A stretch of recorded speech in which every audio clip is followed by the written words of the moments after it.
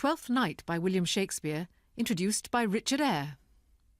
Twelfth Night was the crown and the end of the 12 days of increasingly wild festivities that made up Christmas for the Elizabethans. The title of Shakespeare's last comedy, Twelfth Night or What You Will, means something like, you could call it a wild party. But there's probably irony here. Certainly the comedy makes us smile throughout, and the scene in which Malvolio finds his love letter and resolves to wear smarter, sexier garters is one of the funniest in the theatre. But Twelfth Night isn't a riot.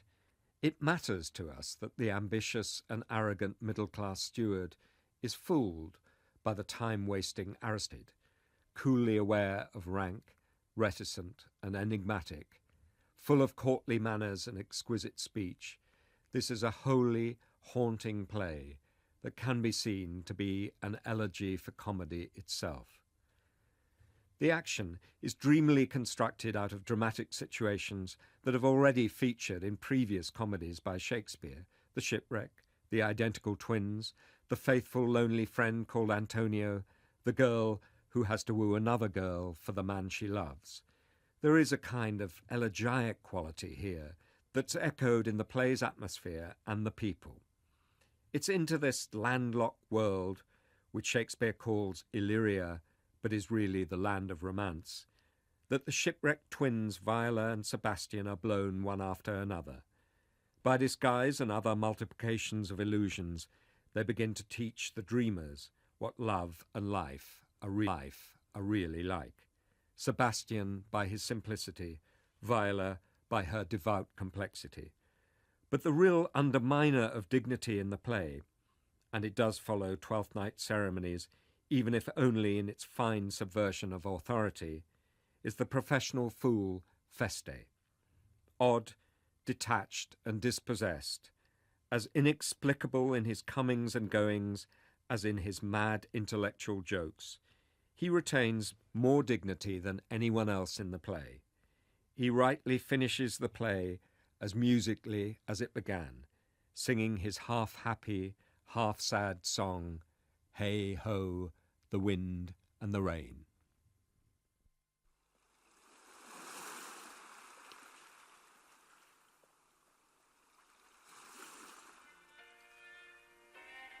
If music be the food of love, play on. Give me excess of it, that surfeiting the appetite may sicken and so die. That strain again, it had a dying fall.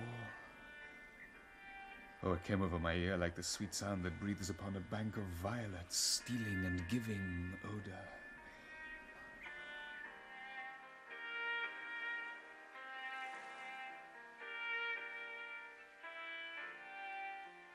Enough, no more. 'Tis not so sweet now as it was before. O spirit of love, how quick and fresh art thou, that, notwithstanding thy capacity, receiveth as the sea. Naught enters there of what validity and pitch soe'er, but falls into abatement and low price, even in a minute. So full of shapes is fancy that it alone is highly fantastical. Will you go hunt, my lord? What? Why, so I do, the noblest that I have. Oh, when mine eyes did see Olivia first, methought she purged the air of pestilence. That instant was I turned into a hart, and my desires like fell and cruel hounds ere since pursue me. How now? What news from her? So please, my lord, I might not be admitted, but from a handmaid do return this answer.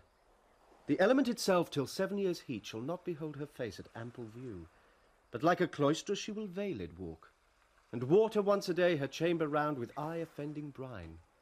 All this to season a brother's dead love, which she would keep fresh and lasting in her sad remembrance. Oh. She that hath a heart of that fine frame to pay this debt of love but to a brother. How will she love when the rich golden shaft hath killed the flock of all affections else that live in her, when liver, brain, and heart, sovereign thrones are all supplied and filled, her sweet perfections, with one self-king? Away before me to sweet beds of flowers. Love thoughts lie rich when canopied with bowers.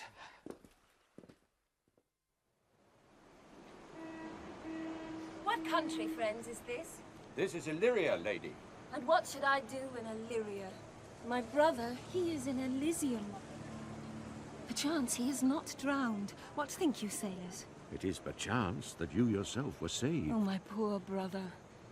And so perchance may he be. True, madam, and to comfort you with chance, assure yourself, after our ship did split, when you and those poor numbers saved with you hung on our driving boat, I saw your brother, most provident in peril, bind himself, courage and hope both teaching him the practice, to a strong mast that lived upon the sea, where, like Orion on the dolphin's back, long as I could see. For saying so, there's gold. Mine own escape unfoldeth to my hope, whereto thy speech serves for authority, the like of him. Knowest thou this country? Aye, madam, well, for I was bred and born not 3 hours' travel from this very place. Who governs here? A noble duke, in nature as in name. What is his name? Orsino. Orsino. I have heard my father name him. He was a bachelor then. And so is now, or was so very late. For but a month ago I went from hence, and then 'twas fresh in murmur, as you know what great ones do the less will prattle of, that he did seek the love of fair Olivia. What she?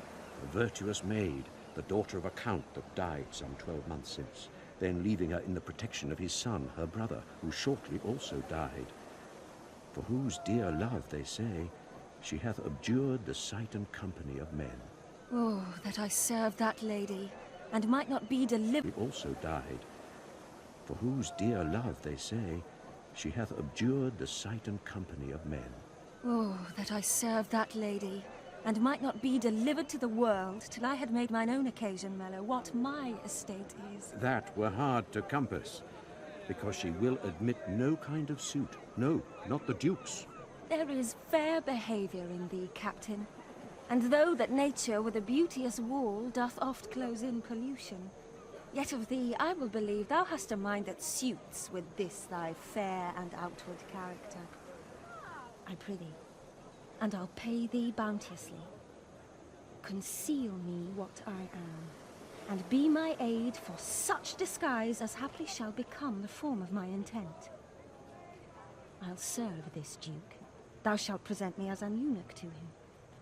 It may be worth thy pains, for I can sing, and speak to him in many sorts of music that will allow me. Thou shalt present me as an eunuch to him.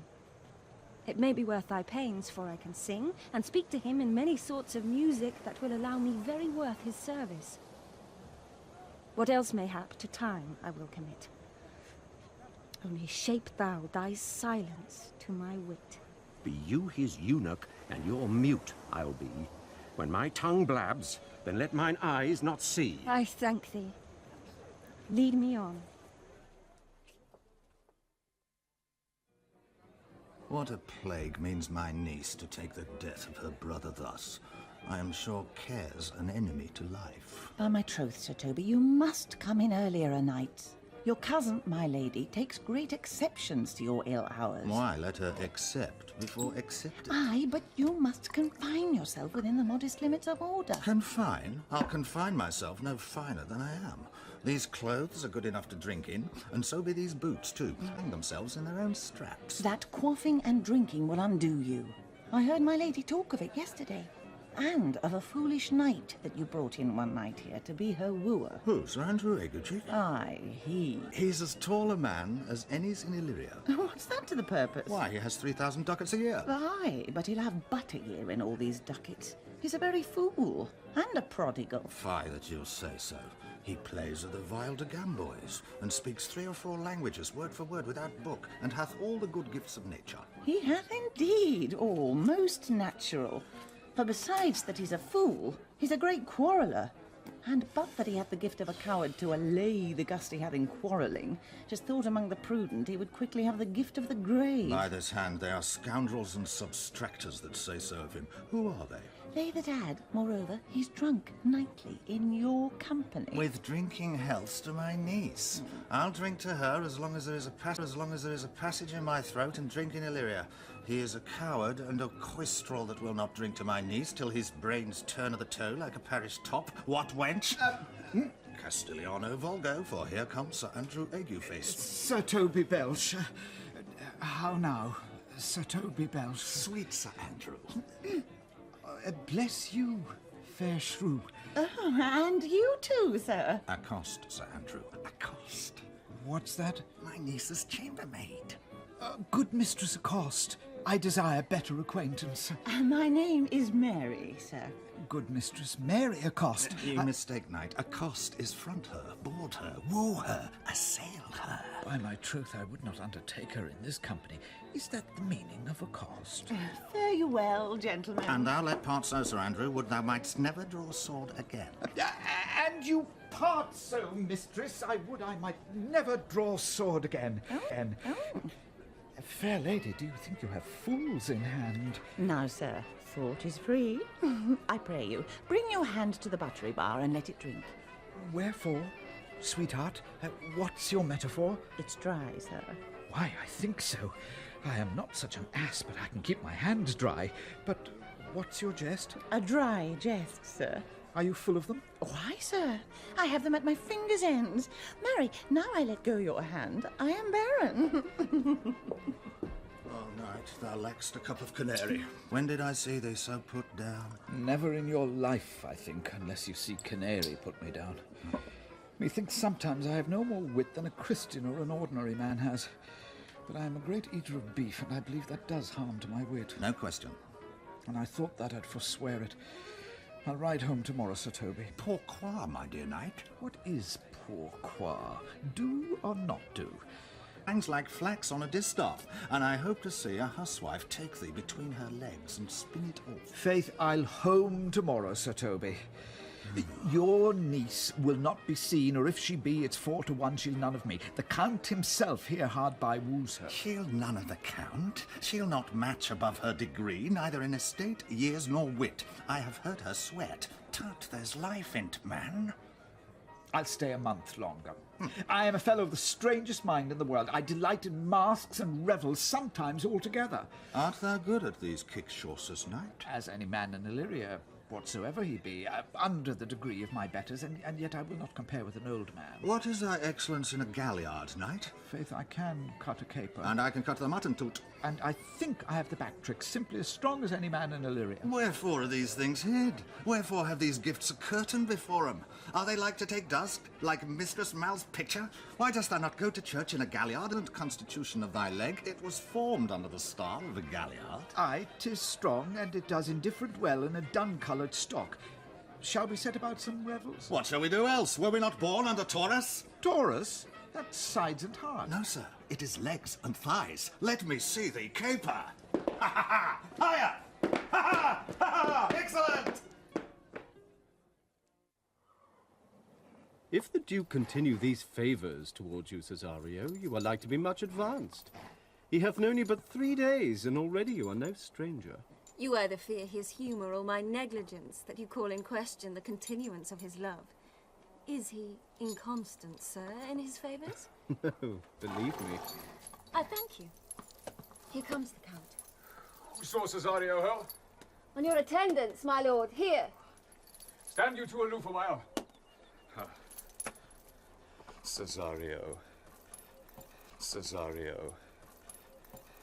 Thou knowest no less but all. I have unclasped to thee the book even of my secret soul. Therefore, good youth, address thy gate unto her. Be not denied access, stand at her doors, and tell them their fixed foot shall grow till thou have audience. Sure, my noble lord, if she be so abandoned to her sorrow as it is spoke, she never will admit me. Be clamorous and leap all civil bounds rather than make unprofited return. Say I do speak with her, my lord, what then? Oh, then unfold the passion of my love. Surprise her with discourse of my dear faith. It shall become thee well to act my woes. She will attend it better in thy youth than in a nuncio's of more grave aspect. I think not so, my lord. Dear lad, believe it, for they shall yet belie thy happy years that say thou art a man. Diana's lip is not more smooth than Rubia's. Thy small pipe is as the maiden's organ, shrill and sound. Well, to act my woes, she will attend it better in thy youth than in a nuncio's of more grave aspect. I think not so, my lord. Dear lad, believe it, for they shall yet belie thy happy years that say thou art a man. Diana's lip is not more smooth than Rubia's. Thy small pipe is as the maiden's organ, shrill and sound. and all is semblative a woman's part. I know thy constellation is right apt for this affair. Some 4 or 5 attend him. All, if you will. For I myself am best when least in company. Prosper well in this, and thou shalt live as freely as thy lord, to call his fortunes thine. I'll do my best to woo your lady. Yet a baleful strife. Whoe'er I woo, myself would be his wife. Be his wife.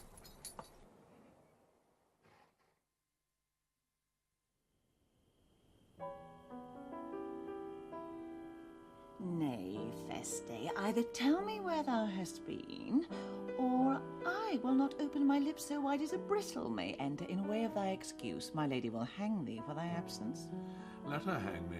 He that is well hanged in this world needs to fear no colours. Make that good. He shall see none to fear. A good Lenten answer. I can tell thee where that saying was born, if I fear no colours. Where, good Mistress Mary? In the wars. And that you may be bold to say in your foolery. Well, God give them wisdom that have it, and those that are fools, let them use their talents. Yet you will be hanged for being so long absent, or to be turned away. Is that not as good as a hanging to you? Many a good hanging prevents a bad marriage. And for turning away, let summer bear it out. You're resolute, then? 2 points. That if one break, the other will hold? Or if both break, your gaskins fall? No, apt in good faith they apt. Well, go thy way. If Sir Toby would leave drinking, thou wert as witty a piece of Eve's flesh as any in Illyria. Oh, peace, you rogue. No more of that. Maria! Oh, here comes my lady. Make your excuse wisely. You were best. Wait and be thy will, put me into good fooling. Those wits that think they have thee do very oft prove fools, and I, that am sure I lack thee, may pass for a wise man. For what says Quinapolus? Better a witty fool than a foolish wit. God bless thee, lady. Take the fool away. Do you not hear, fellows? Take away the lady. Go to your dry, fool. I'll know more of you. Besides, you grow dishonest. 2 faults, Madonna, that drink and good counsel will amend. For give the dry fool drink, then is the fool not dry. Bid the dishonest man mend himself. If he mend, he is no longer dishonest. If he cannot, let the botcher mend him. Anything that's mended is but patched. Virtue that transerves so. If it will not, what remedy? As there is no true cuckold but calamity, so beauty's a flower. The lady bade take away the fool, therefore I say again, take her away. Sir, I bade them take away you. Misprision in the highest degree, lady, cucullus non facit monachum, which is as much as to say, I wear not motley in my brain. Good Madonna, give me leave to prove you a fool. Can you do it? Dexterously, good Madonna. Make your proof. I must catechize you for it, Madonna. Good my mouse, virtue, answer me. Well, sir, for want of other idleness, I'll bide your proof. Good Madonna, why mourn'st thou? Good fool, for my brother's death. I think his soul is in hell, Madonna. I know his soul is in heaven, fool. The more fool Madonna to mourn for her brother's soul being in heaven. Take away the fool, gentlemen. What think you of this fool, Malvolio? Doth he not mend? Yes, and shall do till the pangs of death shake him. Infirmity that decays the wise doth ever make the better fool. God send you, sir, a speedy infirm. Look you now, he's out of his guard already. Unless you laugh and minister occasion to him, he is gagged. I protest I take these wise men that crow so at these set kind of fools no better than the fool Zanies. Oh, you are sick of self-love, Malvolio, and taste with a distempered appetite.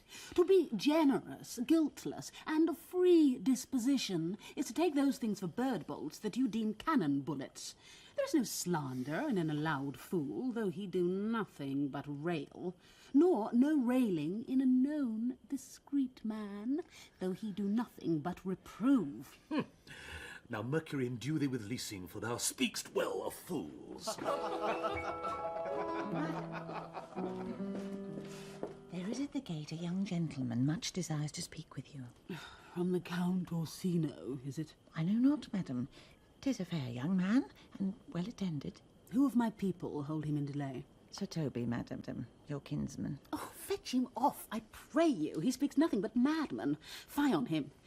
Go you, Malvolio.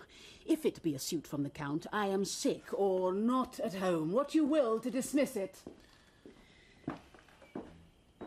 Now you see, sir, how your fooling grows old and people dislike it. Thou spoke for us, Madonna, as if thy eldest son should be a fool, whose skull Jove crammed with brains for...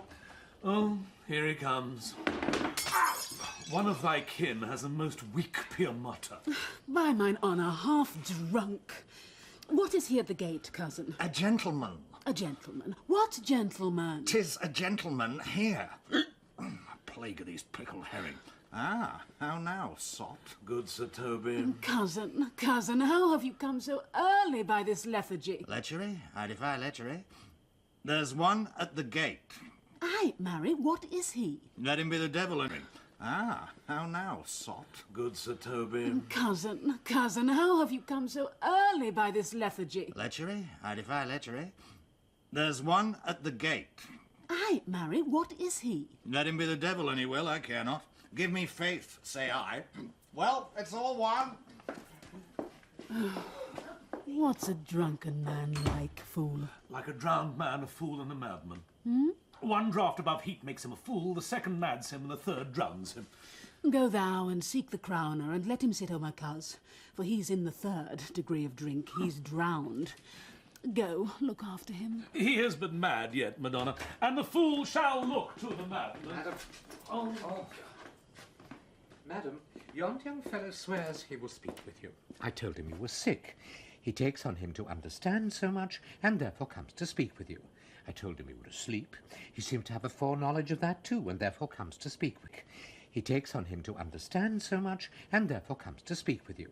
I told him you were asleep. He seemed to have a foreknowledge of that too, and therefore comes to speak with you. What's to be said to him, lady? He's fortified against any denial.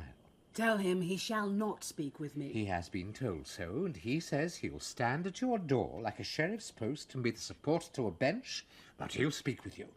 What kind of man is he? Why, of mankind. What manner of man? A very ill manner.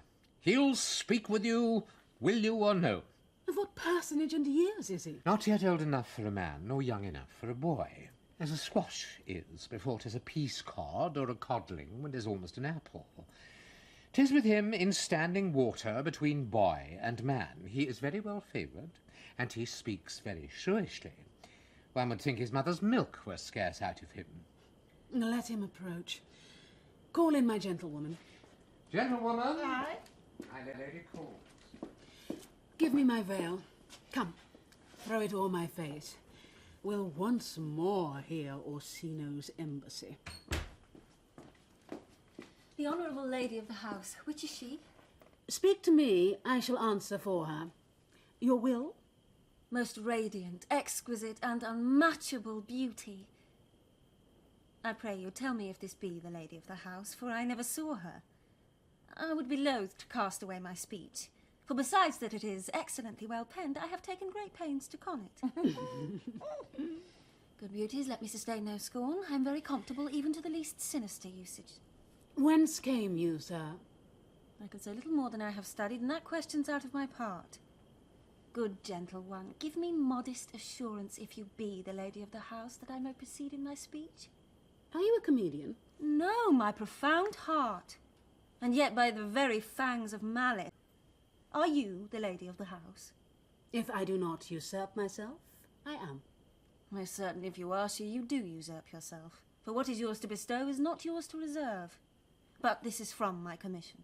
I will on with my speech in your praise, then show you the heart of my message. Come to what is important, and I forgive you the praise. Alas, I took great pains to study it, and 'tis poetical. It is the more like to be feigned. I pray you, keep it in.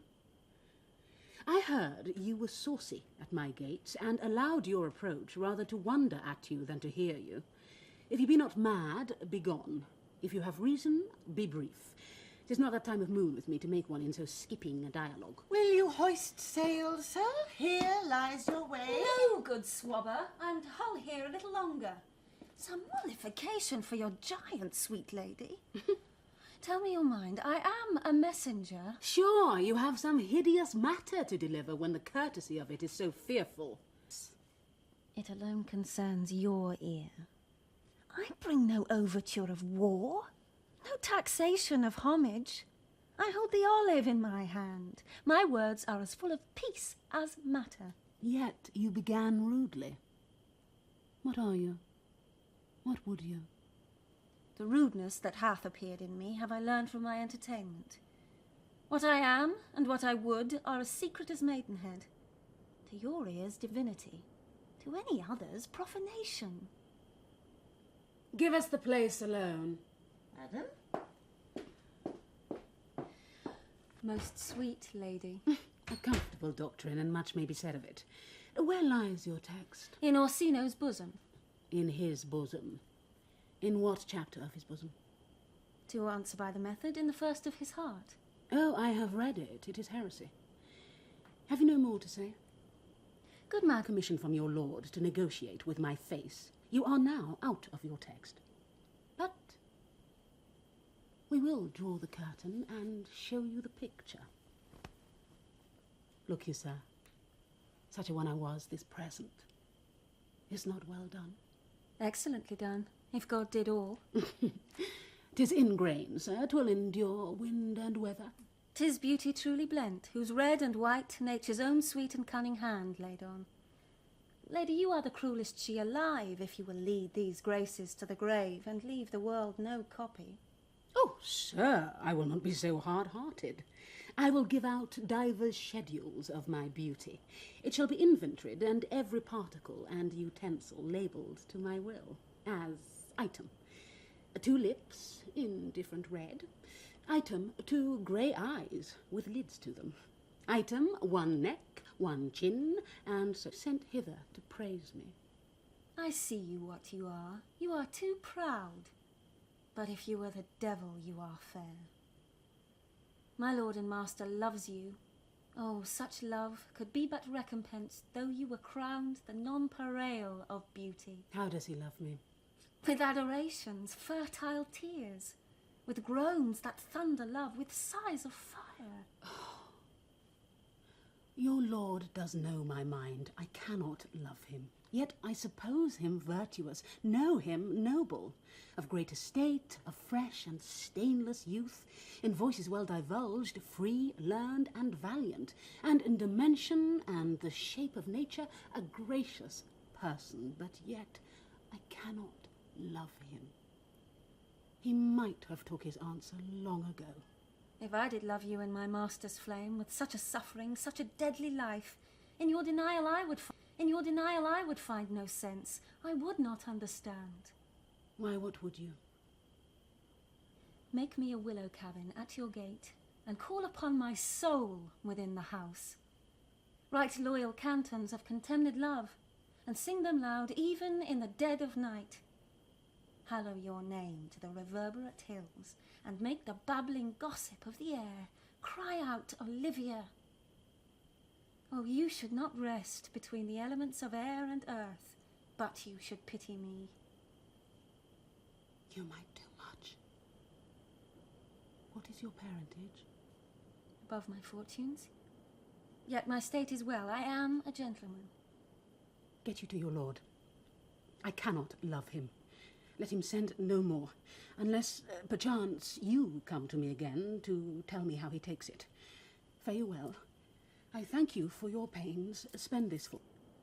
Yet my state is well. I am a gentleman. Get you to your lord. I cannot love him. Let him send no more, unless, perchance, you come to me again to tell me how he takes it. Fare you well. I thank you for your pains. Spend this for me. I am no feed post, lady. Keep your purse. My master, not myself, lacks recompense. Love, make his heart of flint that you shall love, and let your fervour, like my master's, be placed in contempt. Farewell, fair cruelty. What is your parentage? Above my fortunes, yet my state is well. I am a gentleman. I'll be sworn thou art. Thy tongue, thy face, thy limbs, actions, and spirit do give thee 5-fold blazon. Oh, not too fast. Soft, soft. Unless the master were the man. How now? Even so quickly may one catch the plague? Methinks I feel this youth's perfections with an invisible and subtle stealth to creep in at mine eyes. Well, let it be. What ho, Malvolio! Here, madam, at your service.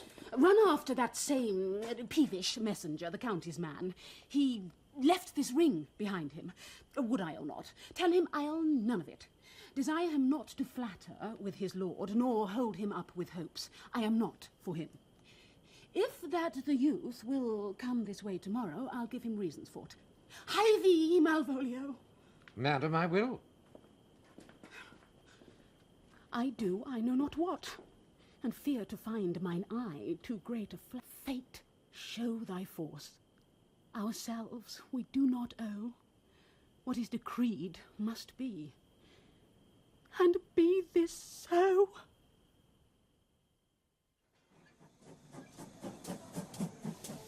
Will you stay no longer, nor will you not that I go with you? By your patience, no, Antonio. My stars shine darkly over me. The malignancy of my fate might perhaps distemper yours. Therefore I shall crave of you your leave, that I may bear my evils alone. It were a bad recompense for your love to lay any of them on you. Let me yet know of you, whither you are bound. No, sooth, sir. My determinate voyage is mere extravagancy.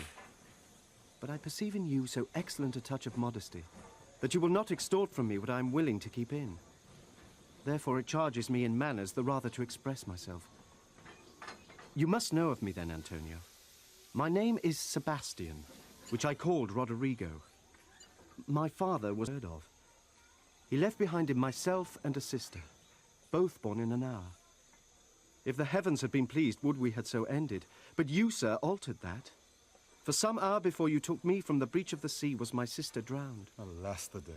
A lady, sir, though it was said she much resembled me, was yet of many accounted beautiful. But though I could not wonder over far believe that, yet thus far I will boldly publish her. She bore a mind that envy could not but call fair.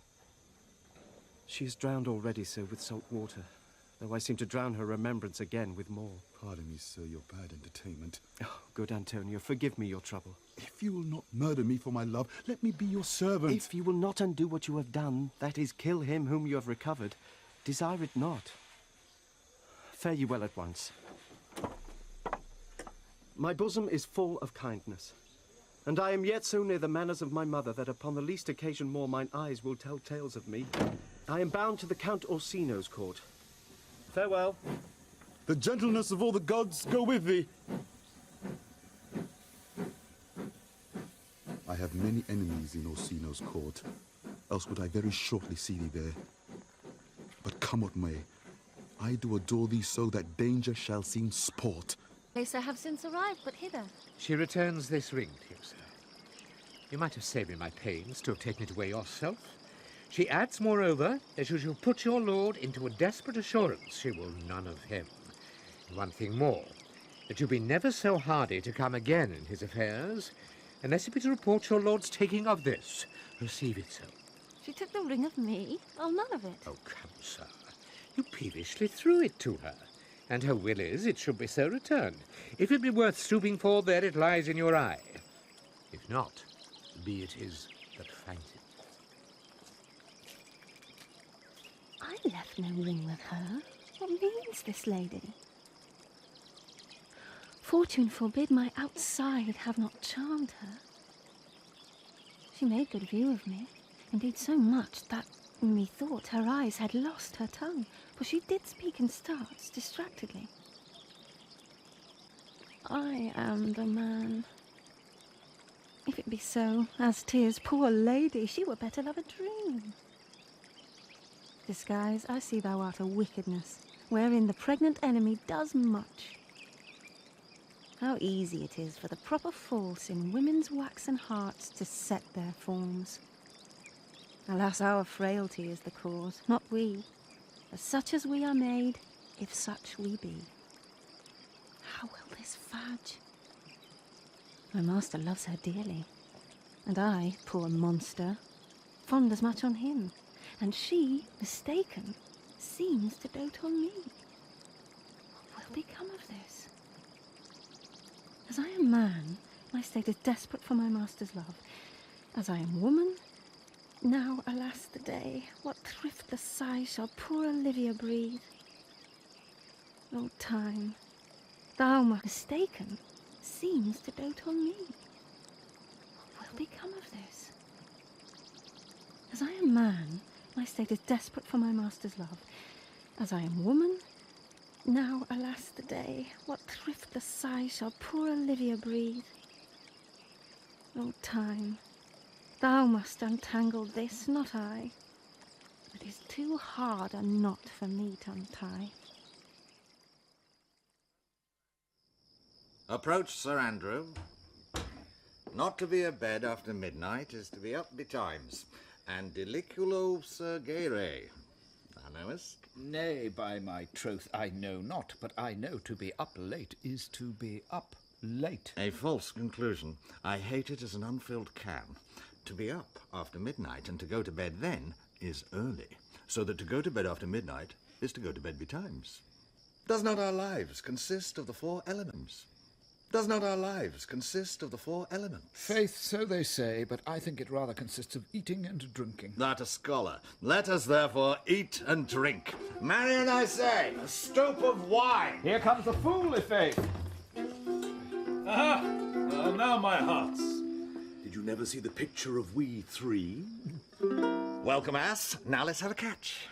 Oh, by my troth, the fool has an excellent breast. I had rather than 40 shillings I had such a leg and so sweet a breath to sing as the fool has. In sooth, thou wast in very gracious fooling last night, when thou spokest of Pigrog Romitus of the Vapians passing the equinoctial of Quibus. 'Twas very good, i' faith.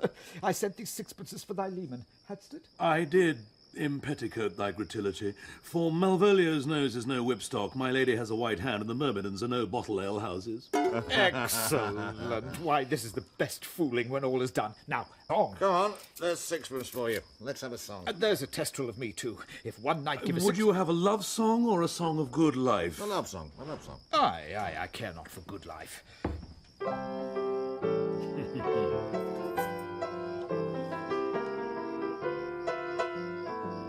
Oh, mistress mine, where are you roaming? Oh, stay and hear your true love's coming, that can sing both high and low. Trip no further, pretty sweeting. Journeys end in lovers' meeting. Every wise man's son doth know. Excellent, good, i' faith. Good, good. What is love? 'Tis not hereafter. Present mirth hath present laughter. What's to come is still delay. There lies no plenty.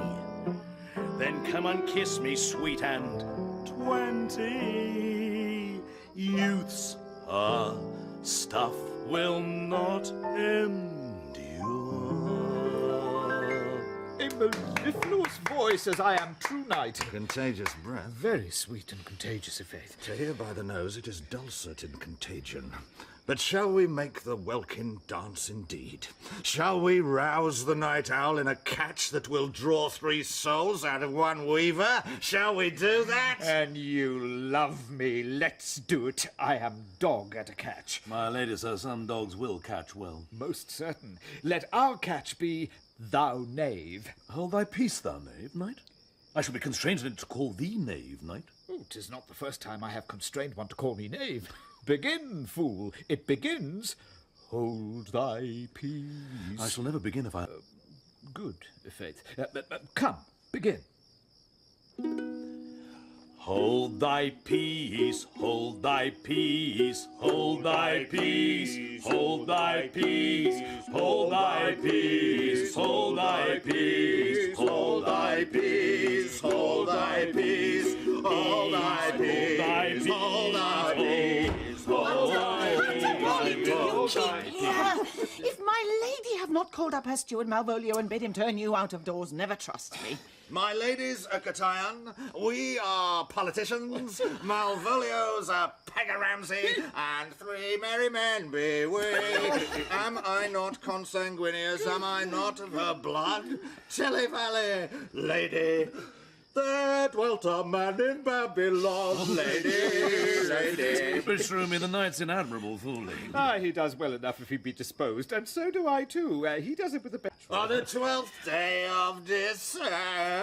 For God, peace! Oh, my masters, are you mad? Or what are you?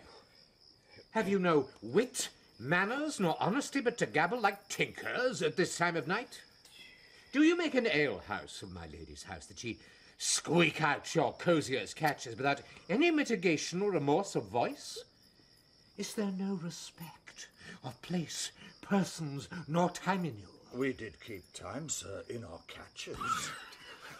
Snack up. Sir Toby, I must be round with you. My lady bade me tell you that though she harbours you as her kinsman, she's nothing allied to your disorders. If you can separate yourself and your misdemeanours, you're welcome to the house. If not, and it would please you to take leave of her, she is very willing. Farewell. Farewell, dear heart, since I must needs be gone. His eyes do show his days are almost done. Is't even so? But I will never die. Sir Toby, there you lie. This is much credit Shall I to bid you. him go? What and if you do? Shall I bid him go and spare not? Oh, no, no, no, no, you dare Out of not. tune, sir, you lie. Art any more than a steward? Dost thou think, because thou art virtuous, there shall be no more cakes and ale? Yes, by St. Anne, and gingers will be hot in the mouth, too. Ah, to the right. Go, sir, rub your chain with crumbs. A stoop of wine, Maria. Mistress Mary, if you prized my lady's favour at anything more than contempt, you would not give means for this uncivil rule. She shall know of it. By this hand. Go shake your ears. 'Twere as good a deed as to drink when a man hungry, to challenge him the field, and then to break promise with him and make a fool of him. Do it, knight. I'll write thee a challenge, or I'll deliver thy indignation to him by word of mouth. Sweet Sir Toby, be patient for tonight. Since the youth of the Count's was today with my lady, she is much out of quiet. For Monsieur Malvolio, let me alone with him. If I do not gull him into a nay-word and make him a common recreation, do not think I have wit enough to lie straight in my bed. I know I can do it. Possessors, tell us something of him. Marry, sir, sometimes he is a kind of a Puritan. Oh, if I thought that, I'd beat him like a dog. What, for being a Puritan? Thy exquisite reason, dear knight? I have no exquisite reason for it, but I have reason good enough. Oh, the devil a Puritan that he is, or anything constantly, but a time-pleaser. An affectioned ass that cons state without book and utters it by great swathes. The best persuade himself, so crammed, as he thinks, with excellencies, that it is his grounds of faith that all that look on him love him. And on that vice in him will my revenge find notable cause to work. What wilt thou do? I will drop in his way some obscure epistles of love, wherein, by the colour of his beard, the shape of his leg, the manner of his gait, the expression of his eye, forehead, and complexion, he shall find himself most feelingly personated. I can write very like my lady, your niece. On a forgotten matter, we can hardly make distinction of our hands. Excellent. I smell a device. I have it in my nose, too. He shall think by the letters that thou wilt drop that they come from my niece, and that she's in love with him. My purpose is indeed a horse of that colour. And your horse now would make him an ass. Ass, I doubt not. Oh, 'twill be admirable. Sport royal, I warrant you. I know my physic will work with him. I will plant you two, and let the fool make a third, where he shall find the letter, observe his construction of it. For this night, to bed, and dream on the event. Farewell. Good night, Penthesilea. Before me, she's a good wench. She's a beagle true bred, and one that adores me. What of that? I was adored once, too. Let's to bed, knight. Thou hadst need send for more money. If I cannot recover your niece, I am a foul way out. Send for money, knight. If thou hast her not in the end, call me cut. If I do not, never trust me. Take it how you will. Come, come. I'll go burn some sack. 'Tis too late to go to bed now. Come, knight. Come, knight.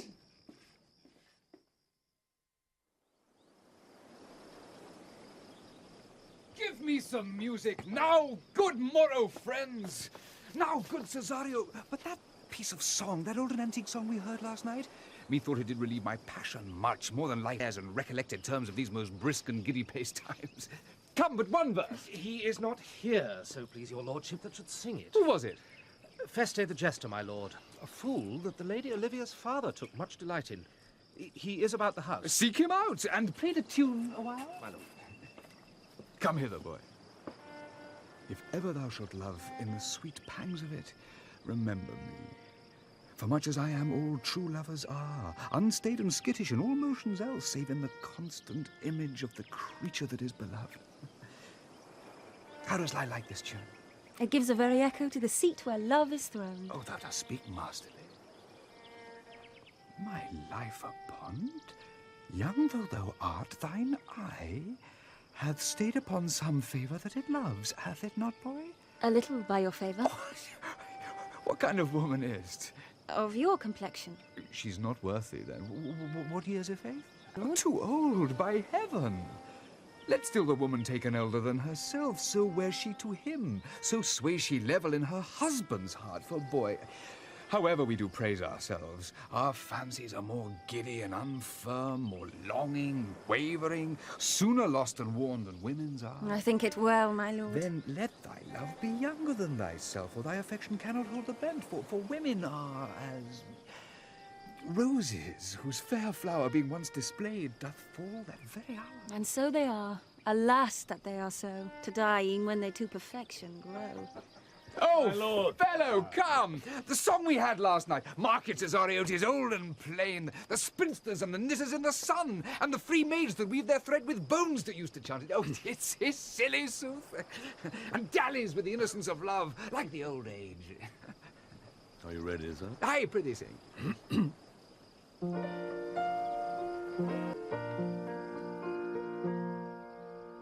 Come away, death, and in sad cypress let me be laid. Fly away, breath. I am slain by a fair, cruel maid. My shroud of white stuck all with you. Oh, prepare it, my part of death. No one so true did share it,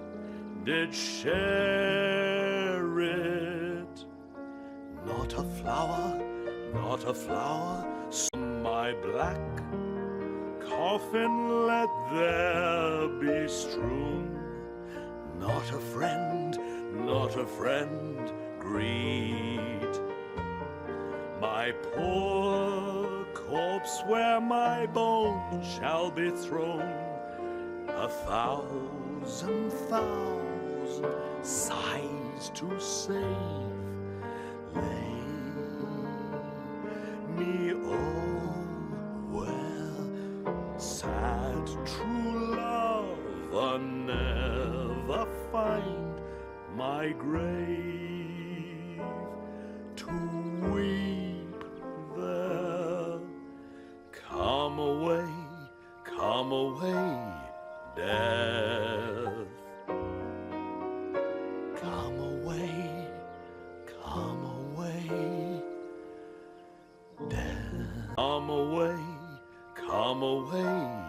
death. Come away, death.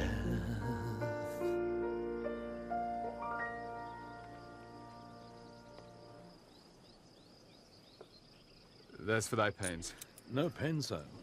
I take pleasure in singing. I'll pay thy pleasure, then. Truly, sir, and pleasure will be paid, one time or another. Give me now leave to leave thee.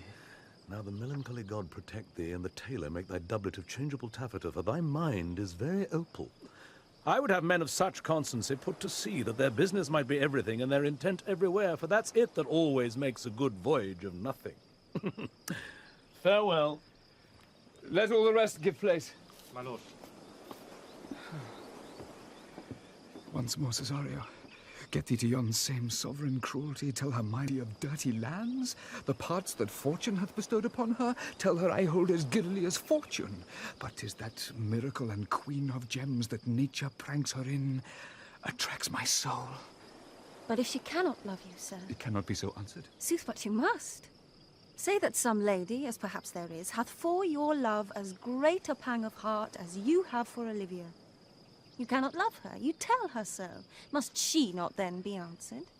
There is no woman's sides can bide the beating of so strong a passion as love doth give my heart.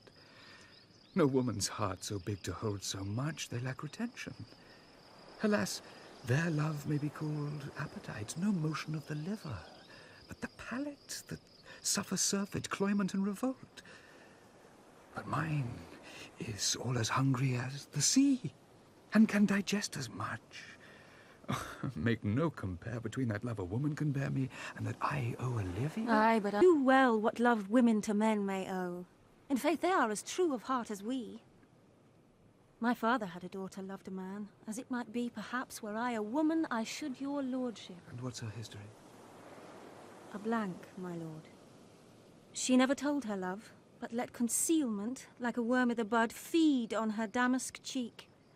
She pined in thought, and with a green and yellow melancholy she sat like Patience on a monument, smiling at grief.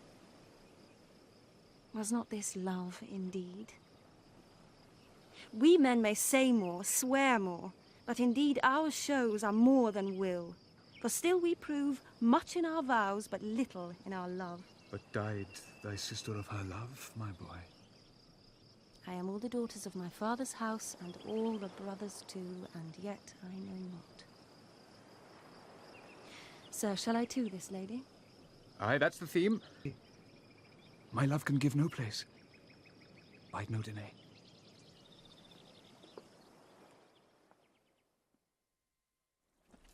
Come thy ways, Signor Fabian. Nay, I'll come. If I lose a scruple of this sport, let me be boiled to death with melancholy. Wouldst thou not be glad to have the niggardly, rascally sheep-biter come by some notable shame? I would exult, man.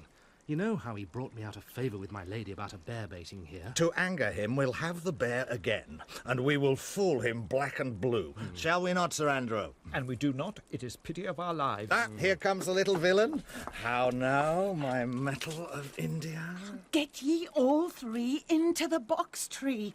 Malvolio's coming down this walk. He has been yonder in the sun, practising behaviour to his own shadow this half hour. Observe him for the love of mockery, for I know this letter will make a contemplative idiot of him. Close in the name of jesting. Idiot of him. Close in the name of jesting. Lie thou there, letter, for here comes the trout that must be caught with tickling. 'Tis but fortune. All is fortune.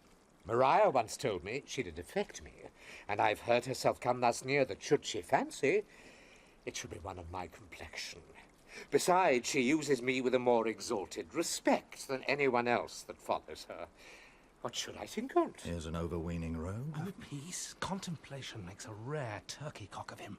How he jets under his advanced plumes. Slight, I could so beat the rogue. Peace, I say. To be Count Malvolio. Pistol him, pistol him. Peace, peace. There is example for it. The lady of the straight-chain married the yeoman of the wardrobe. Fie on him, Jezebel. Oh, peace. Now he's deeply in. Look how imagination blows him.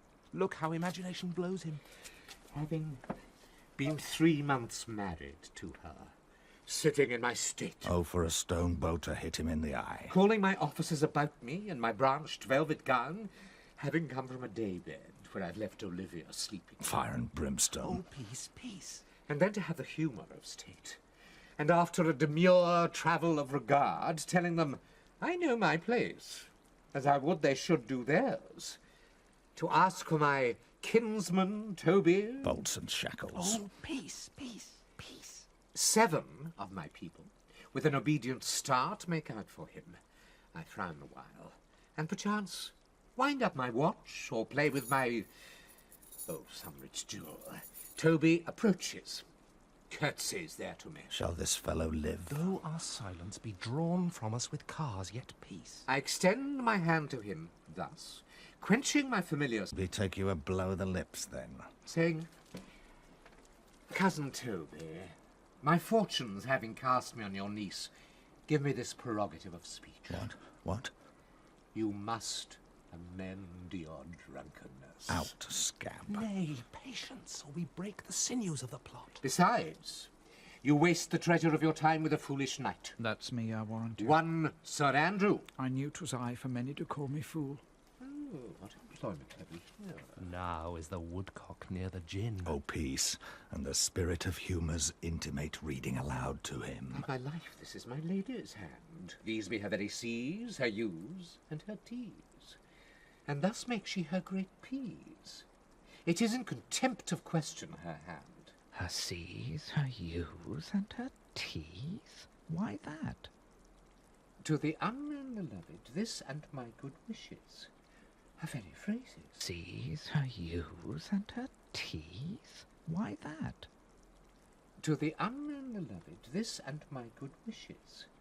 Her very phrases. By your leave, wax. Soft, and the impressure her Lucrece, with which she uses to seal. 'Tis my lady. To whom should this be? This wins him liver and all. Jove knows I love, but who? Lips do not move. No man must know. No man must know what follows. The numbers altered. No man must know.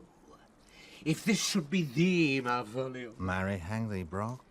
I must command where I adore, but silence like a Lucrece knife with bloodless stroke my heart doth gore.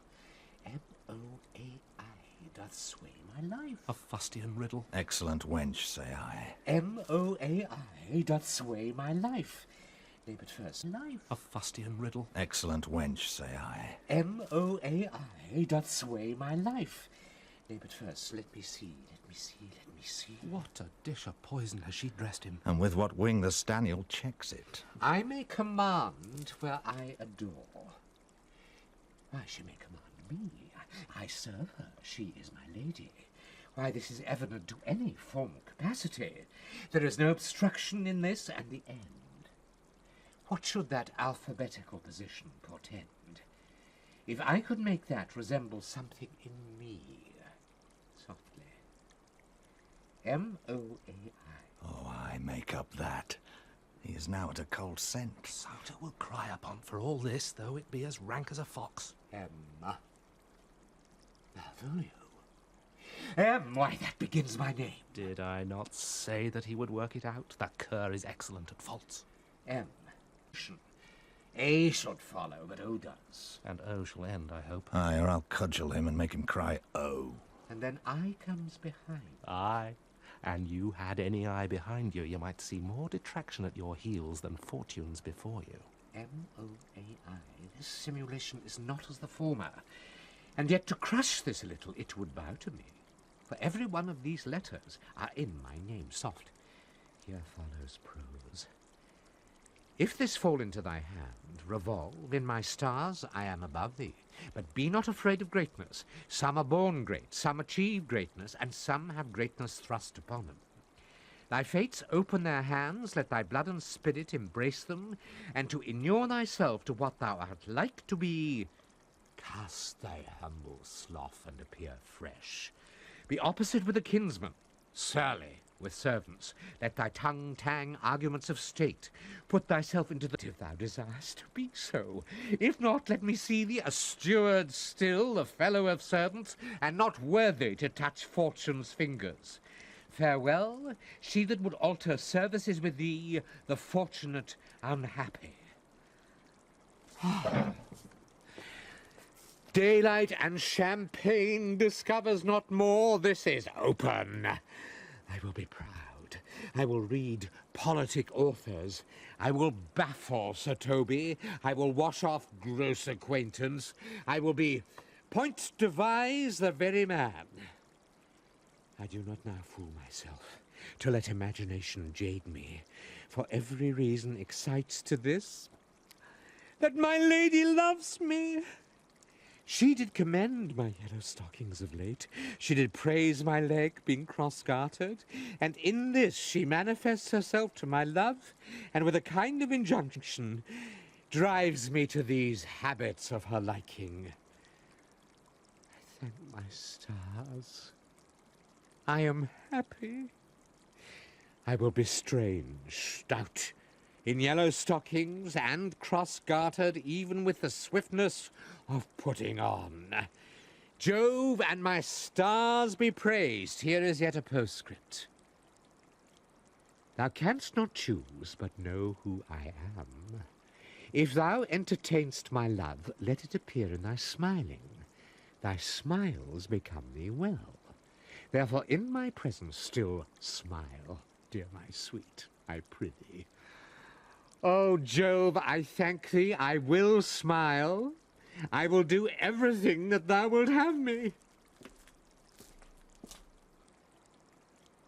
I will not give me part of this sport for a pension of thousands to be paid from the... I will not give me part of this sport for a pension of thousands to be paid from the Sophie. I could marry this wench for this device. So could I. And ask no other dowry with her but such another jest. Nor I neither. Oh, here comes my noble gull-catcher. Wilt thou set thy foot on my neck? Or on mine either. Shall I play my freedom at trade trip and become thy bond slave? If faith or I either. Why, thou hast put him in such a dream that when the image of it leaves him, he must run mad.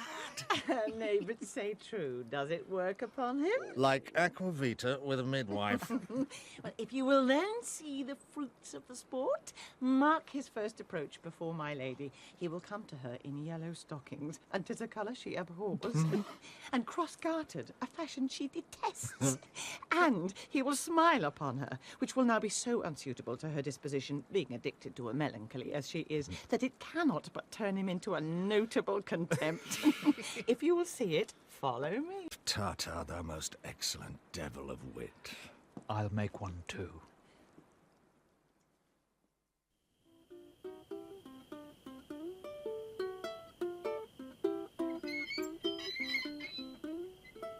Save thee, friend, and thy music. Dost thou live by thy tabor? No, sir. I live by the church. Art thou a churchman? No such matter, sir. I do live by the church, for I do live at my house, and my house doth stand by the church. So mayst thou say the king lies by a beggar if a beggar dwell near him, or the church stands by thy tabor if thy tabor stand by the church. You have said, sir. To see this age, a sentence is but a cheverel glove to a good wit. How quickly the wrong side may be turned outward. Nay, that's certain. They that dally nicely with words may quickly make them wanton. I would therefore my sister had had no name, sir. Why, man? Why, sir, her name's a word, and to dally with that word might make my sister wanton. But indeed words are very rascals, since that be to care for nothing, sir, I would it would make you invisible. Art not thou the Lady Olivia's fool? No, indeed, sir. The Lady Olivia has no folly. She will keep no fool, sir, till she be married. And fools are as like husbands as pilchards are to herrings, the husband's the bigger. I am indeed not her fool, but her corrupter of words. I saw thee late at the Count Orsino's. Foolery, sir, does walk about the orb like the sun. It shines everywhere. I would be sorry, sir, but the fool should be as oft with your master as with my mistress. I think I saw your wisdom there. Nay, an thou pass upon me, I'll no more with thee. Hold, there's expenses for thee. Oh. Now Jove in his next commodity of hair send thee a beard. By my troth, I'll tell thee, I am almost sick for one, though I would not have it grow on my chin. Is thy lady within?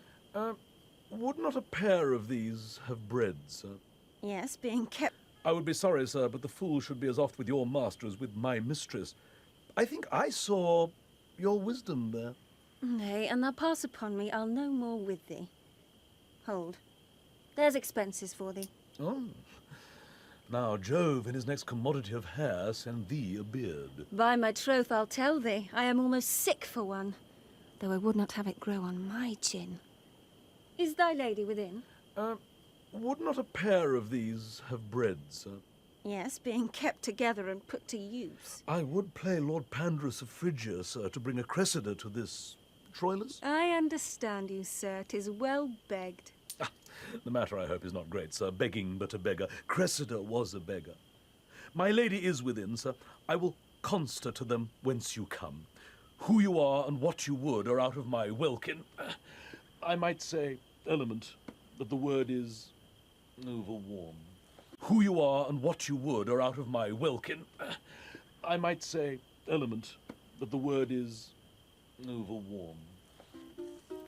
This fellow is wise enough to play the fool, and to do that well craves a kind of wit.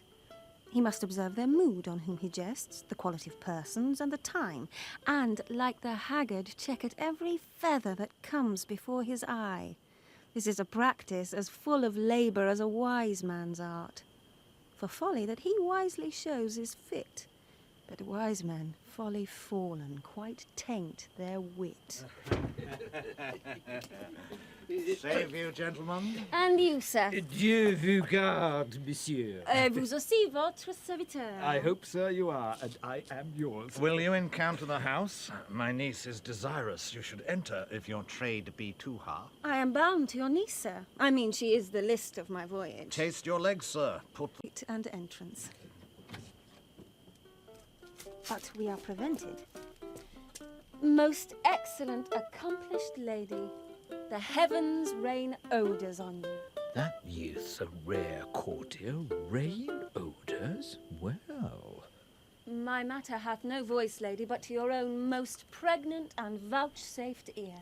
Odours? Pregnant and vouchsafed? I get 'em all three already. Let the garden door be shut and leave me to my hearing. Give me your hand, sir. My duty, madam, and most humble service. What is your name? Cesario is your servant's name, fair princess. My servant, sir. 'Twas never merry world since lowly thegning was called compliment. Your servant to the Count Orsino, youth. And he is yours, and his must needs be yours. Your servant... But would you undertake another suit? I had rather hear you to solicit that than music from the spheres. Dear lady... Give me leave, beseech you. I did send, after the last enchantment you did here, a ring in chase of you. So did I abuse myself, my servant, and, I fear me, you. Under your hard construction must I sit to force that on you in a shameful cunning, which you knew none of yours. What might you think? Have you not set mine honour at the stake, and baited it with all the unmuzzled thoughts that tyrannous heart can think? To one of your receiving enough is shown. A cypress, not a bosom, hides my heart. So let me hear you speak. I pity you. That's a degree to love. No, not agrees, for 'tis a vulgar proof that very oft we pity enemies. Why then, very oft we pity enemies. Why then, methinks 'tis time to smile again. O world, how apt the poor are to be proud. If one should be a prey, how much the better to fall before the lion than the wolf. The clock upbraids me with a waste of time. Be not afraid, good youth. I will not have you. And yet, when wit and youth is come to harvest, your wife is like to reap a proper man. There lies your way, due west. Then westward ho. Grace and good disposition attend your ladyship. You'll nothing, madam, to my lord by me. Stay! I prithee, tell me what thou thinkst of me. That you do think you are not what you are. You do think you are not what you are. If I think so, I think the same of you. Then think you right. I am not what I am. I would you were as I would have you be. Would it be better, madam, than I am? I wish it might, for now I am your fool. Oh, what a deal of scorn looks beautiful in the contempt and anger of his lip. A murderous guilt shows not itself more soon than love that would seem hid. Love's night is noon. Cesario, by the roses of the spring, by maidhood, honour, truth, and everything, I love thee so. that mock all thy pride, nor wit nor reason can my passion hide. Do not extort thy reasons from this clause, for that I woo, thou therefore hast no cause, but rather reason, thus with reason fetter. Love sought is good, but given unsought is better. By innocence I swear, by innocence I swear, and by my youth, I have one heart, one bosom, and one truth, and that no woman has, nor never none shall be mistress of it, save I alone. And so adieu, good madam. Never more will I my master's tears to you deplore. Yet come again, for thou perhaps mayst move that heart which now abhors to like his love.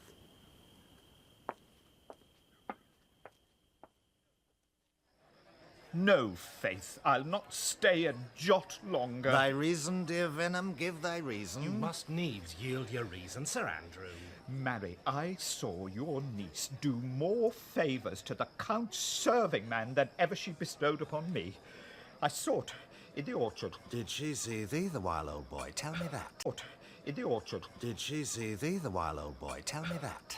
As plain as I see you now. This was a great argument of love in her toward you. Slight, will you make an ass of me? I will prove it legitimate, sir, upon the oaths of judgment and reason. And they have been grand jurymen since before Noah was a sailor. She did show favour to the youth in your sight, only to exasperate you, to awake your dormouse valour, to put fire in your heart and brimstone in your liver. You should then have accosted her. And with some excellent jests, firing you from the mint, you should have banged the youth into dumbness. This was looked for at your hand, and this was balked. The double guilt of this opportunity you let time wash off. You're now sailing to the north of my lady's opinion, where you'll hang like an icicle on a Dutchman's beard, unless you do redeem it by some laudable attempt either of valour or policy. And be anyway, it must be with valour, for policy I hate.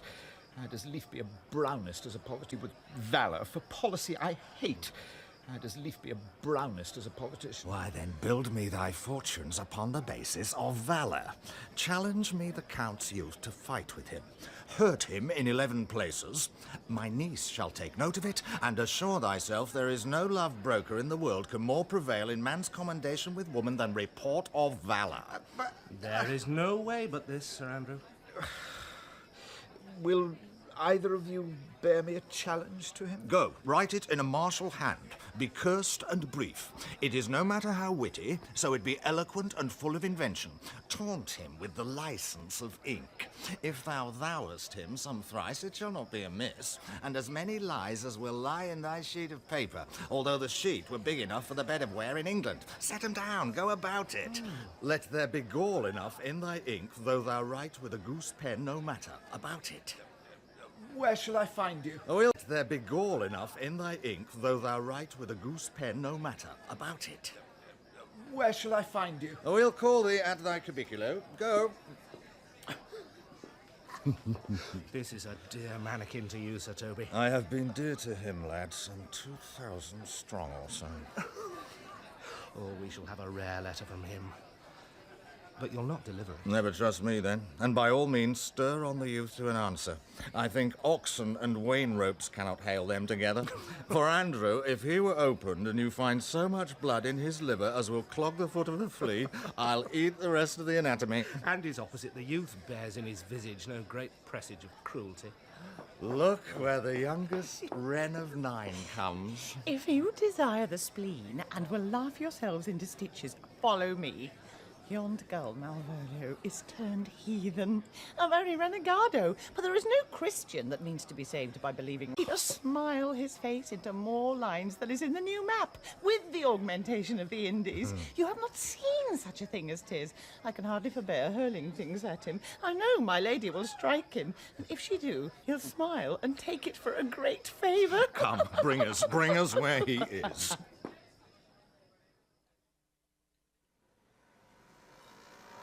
I would not by my will have troubled you, but since you make your pleasure of your pains, I will no further chide you.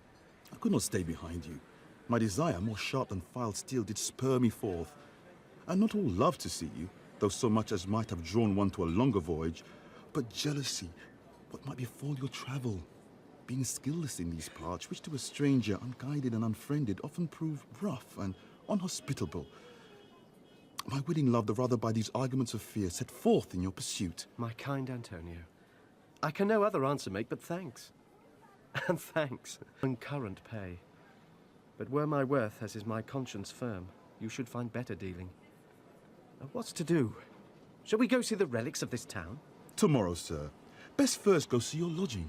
I'm not weary, and 'tis long tonight.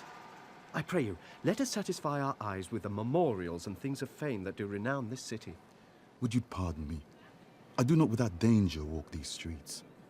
Once in a sea fight against the county's galleys I did some service, of such note indeed that, were I ta'en here, it would scarce be answered. Belike you slew great number of his people. The offence is not of such a bloody nature, albeit the quality of the time and quarrel might well have given us a bloody argument. It might have since been answered in repaying what we took from them, which, for traffic's sake, most of our city did. Only myself stood out, for which, if I be lapsed in this place, I shall pay dear. Do not then walk too open. It doth not fit me. Hold, sir. Here's my purse. Walk too open. It doth not fit me. Hold, sir. Here's my purse. In the south suburbs at the Elephant is best to lodge. I will bespeak our diet whilst you beguile the time and feed your knowledge with viewing of the town. There shall you have me. Why I your purse? Haply your eye shall light upon some toy you have desired to purchase, and your store, I think, is not for idle market, sir. I'll be your purse-bearer, and leave you for an hour. To the Elephant. I do remember. I have sent after him. He says he'll come. How shall I feast him? What bestow of him? For youth is bought more oft than begged or borrowed. I speak too loud. Where's Malvolio? He is sad and civil, and suits well for a servant with my fortunes. Where is Malvolio? He's coming, madam, but in very strange manner. He's sure possessed, madam. He's coming, madam, but in very strange manner. He's sure possessed, madam. Why, what's the matter? Does he rave? No, madam. He does nothing but smile. Your ladyship were best to have some guard about you if he come, for sure the man is tainted in his wits. Go, call him hither. I am as mad as he, if sad and merry madness equal be. How now, Malvolio? Sweet lady. Ho, ho, ho. Smilest thou? I sent for thee upon a sad occasion. Sad, lady? I could be sad. This does make some obstruction in the blood, this cross-gartering. But what of that? If it please the eye of one, it is with me as the very true sonnet is. Please one and please all. Why, how dost thou, man? What is the matter with thee? Not black in my mind, though yellow in my leg. It did not black in my mind, though yellow in my leg. It did come to his hands, and commands shall be executed. I think we do know the sweet Roman hand. Wilt thou go to bed, Malvolio? To bed? Aye, sweetheart, and I'll come to thee. God comfort thee. Why dost thou smile so and kiss thy hand so oft? How do you, Malvolio? At your request. Yes, nightingales answer doors. Why appear you with this ridiculous boldness before my lady? Be not afraid of greatness, 'twas well writ. What meanst thou by that, Malvolio? Some are born great, Huh? some achieve greatness, What sayest thou? and some have greatness thrust upon them. Heaven restore thee. Remember who commended thy yellow stockings, Thy yellow stockings. and wished to see thee cross-gartered. Cross-gartered? Go to that maid, if thou desirest to be so. Am I maid? If not, let me see thee a maid, if thou desirest to be so. Am I maid? If not, let me see thee a servant still. Why, this is very midsummer madness. Madam, the young gentleman of the Count Orsino's is returned. I could hardly entreat him back. He attends your ladyship's pleasure. I'll come to him. Good Maria, let this fellow be looked to. Where's my cousin Toby? Let some of my people have a special care of him. I would not have him miscarry for the half of my dowry. Madam?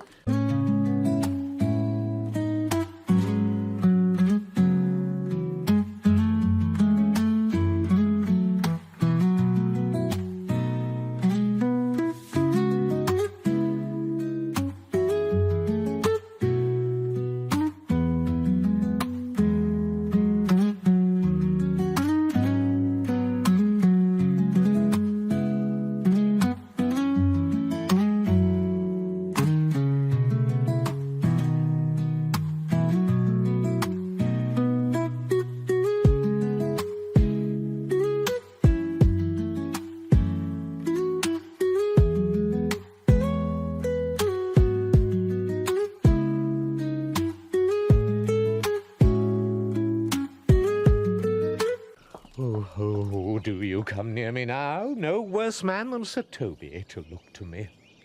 This concurs directly with the letter. She sends him on purpose, that I may appear stubborn to him, for she incites me to that. In the letter, cast thy humble slough, says she. Be opposite with a kinsman, surly with servants, let thy tongue tang with arguments of state, put thyself into the trick of singularity. And consequently sets down the manner how, as a sad face, a reverent carriage, a slow tongue, in the habit of some sir of note, and so forth. Oh, I have limed her. But it is Jove's doing, and Jove make me thankful. And when she went away now, let this fellow be looked to. Fellow. Not Malvolio, nor after my degree, but... Well, Jove, not I, is the doer of this, and he is to be thanked. Which way is he in the name of sanctity? If all the devils of hell be drawn in little, and Legion himself possessed him, yet I'll speak to him. Here he is, here he is. How is't with you, sir? How is't with you, man? Go off, I discard you. Let me enjoy my private. Go off. Lo, how hollow the fiend speaks within him. Did not I tell you?